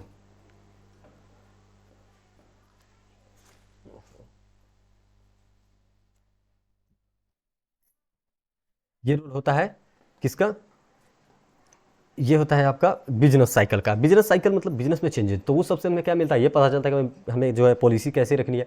ये भी पता चलता है कि जब हम पॉलिसी ऐसा बना रहे हैं तो हमारा डिमांड कैसा होने वाला है। ये भी पता चलता है कि हम जो पॉलिसी बना रहे हैं उससे हमारा प्रोडक्शन पे कितना इंपैक्ट पड़ेगा, हम मार्केट में एंट्री कैसे करेंगे, प्रोडक्ट कैसा लॉन्च करना है, सब कुछ, फैशन कैसा होगा, सब कुछ हमें बिजनेस साइकिल से पता चलता है। अब बिजनेस साइकिल होता क्या है, बिजनेस में चेंजेज आते क्यों हैं। कुछ इंटरनल काउजेज हैं, कुछ एक्सटर्नल काउजेज हैं। ये देखिए, अगर एक मार्केट इंडिविजुअली कुछ चेंजेस उस पर आ रहा है तो वो हो गया इंटरनल काउजेज। अगर बाहर मार्केट, एक इंडस्ट्री के बाहर यानी कि टोटल नेशन पे अगर इंपैक्ट पड़ रहा है तो वो हो गया एक्सटर्नल काउजेज। तो देखिए, internal fluctuation in effective demand, एक बिजनेस की बात कर रहे हैं, ठीक है, तो बिजनेस में अगर डिमांड के कारण भी कुछ फ्लक्चुएशंस आ सकते हैं। इन्वेस्टमेंट हमने इधर उधर किया, उसके कारण हमारा बिजनेस ग्रो भी कर सकता है, डाउन भी कर सकता है, जैसा इन्वेस्टमेंट। गवर्नमेंट स्पेंडिंग, गवर्नमेंट अगर हमें अच्छे से सब कुछ अलाउ कर देती है, सब स्पेंडिंग के लिए अच्छा फेवरेबल चीज़ें बनाती है पॉलिसी, तो हमारा बिजनेस जो अच्छे से करेगा, बिजनेस साइकिल अच्छा रहेगा। माक्रो इकोनॉमिक पॉलिसी, अब ये मत समझिए कि माक्रो मतलब एक्सटर्नल, माक्रो इकोनॉमिक्स पॉलिसी जो हम पॉलिसीज़ बना रहे हैं माक्रो लेवल पे, जैसे कि गवर्नमेंटल पॉलिसीज से रिलेटेड, हमारा जो है वो आउटसाइडर से रिलेटेड, ये सब क्या है, हमारा इंटरनल काउजेज है, ये भी हमारा बिजनेस साइकिल को इंपैक्ट करती है। मनी सप्लाई, हमारा मनी सप्लाई कैसा है, अगर मुझे पैसे इजीली अवेलेबल है तब तो मेरा बिजनेस साइकिल अच्छा से चलेगा, पॉजिटिव चलेगा, एक्सपेंड करेगा, अगर नहीं है तो घट जाएगा। और क्या, साइकोलॉजिकल फैक्टर्स, कुछ जो एम्प्लॉय है ये सबको अच्छे से मेंटेन करके रखना, अगर वो लोग गलत करेंगे तो अपना बिजनेस जो है वो डिटेक्ट होगा। अब एक्सटर्नल काउजेज क्या है जो एक बिजनेस को इंपैक्ट कर देते हैं। लड़ाई हो गया दो देशों के बीच, तो ये क्या हो गया, इससे आपका जो है बिजनेस एक्सटर्नली इंपैक्ट हो जाएगा। पोस्ट वार रिकंस्ट्रक्शन आप कर रहे हैं तो उससे हो जाएगा। टेक्नोलॉजिकल शॉक्स, मतलब टेक्नोलॉजिकल आपको पता चला था कि अच्छे से मिल जाएगा, अवेलेबल हो जाएगा, तो हम प्रोडक्शन करेंगे। अब बाहर से आपको मिल ही नहीं रहा, तो उससे जो है इसको तो आप कंट्रोल नहीं कर सकते, एक्सटर्नल है, इंटरनल को तो आप कंट्रोल ये सबको कर सकते थे, पॉलिसी आप बना सकते थे, गवर्नमेंट स्पेंडिंग को आप देख सकते थे। लेकिन टेक्नोलॉजिकल सक्स, आपको थोड़े पता है कि टेक्नोलॉजी कौन सा आने वाला है, उसका वैल्यू क्या होगा, कैसे इंपैक्ट करेगा, उससे अगर बिजनेस साइकिल आपका जो है वो इंक्रीज भी कर सकेगा, डिक्रीज भी कर सकेगा। नेचुरल फैक्टर, बाढ़ आ रहा है तो उसको आपको थोड़े पता है कि आएगा या नहीं। पॉपुलेशन ग्रोथ अगर ज़्यादा हो रहा है तो आपको डिमांड वहाँ पर ज़्यादा रखना पड़ेगा, वरना आप घाटे में चले जाएंगे। ये था ओवरऑल इकोनॉमिक्स का रिवीजन। मैं मानता हूँ बहुत क्विक वे में हुआ, अगर आप पहली बार देख रहे होंगे तो कुछ भी समझ नहीं होगा, लेकिन अगर आप दूसरी बार देख रहे होंगे या तीसरी बार तो आपको पता चल गया होगा कितने कम टाइम में मैंने इफेक्टिवली सब कुछ रिवाइज करवा दिया है। ठीक है, और ये कुछ लिंक्स है, इंट्रो है मेरे बारे में, मेल है BKPTKT, ये टेलीग्राम है मेरा, आप ज्वाइन कर सकते हैं। चैनल के अबाउट सेक्शन में जाएंगे तो आपको ये लिंक मिल जाएगा, यूट्यूब चैनल। और यहाँ पे देखिए मैं क्या करता हूँ अपने चैनल पे, लास्ट तक अगर आप आए हैं तो मे बी आप 0.1% वाले व्यूअर में से होंगे। यहाँ पे मैं नोट्स भी अपने चैनल पे अपलोड करता हूँ, पूरा MTP का सोल्यूशन, पूरा RTP का सोल्यूशन, पूरा फुल सिलेबस कवरेज मैं करूँगा, प्लस पास्ट ईयर क्वेश्चंस तो मैं जैसे ही एग्जाम होता है उसी दिन सोल्यूशन बनाता हूँ, ट्रिक्स भी बताता हूँ और बहुत कुछ बताता हूँ, कैसे लिखना है, क्या करना है, कैसे अटेम्प्ट करना है, मतलब सजेस्टिव आदमी हूँ, सब कुछ बताता हूँ। तो ये था आपका पूरा रिवीजन इकोनॉमिक्स का। और इसका जो लिंक होगा, लिंक अबाउट सेक्शन में जाइए, सीधे चैनल को ज्वाइन कीजिए। और हाँ, आप चैनल में ज्वाइन करते हैं और आपको लगता है कि यही जो है PDF मिल जाए, तो ये PDF तुरंत थोड़े मिलेगा। आप जाइए वहाँ पे सर्च कर लीजिए, या फिर सर्च पे नहीं जाएंगे तो वहाँ पे क्लिक कीजिएगा, ऊपर आइकन जो है वहीं पे क्लिक करके नीचे आइएगा तो वहाँ पे फाइल्स का ऑप्शन है, फाइल्स पे क्लिक करके आप जो है वो देख सकते हैं कि कितने फाइल्स अभी तक इस चैनल पे अपलोडेड हैं, तो वैसे आप देख सकते हैं। तो थैंक यू, इसी के साथ ख़त्म करेंगे।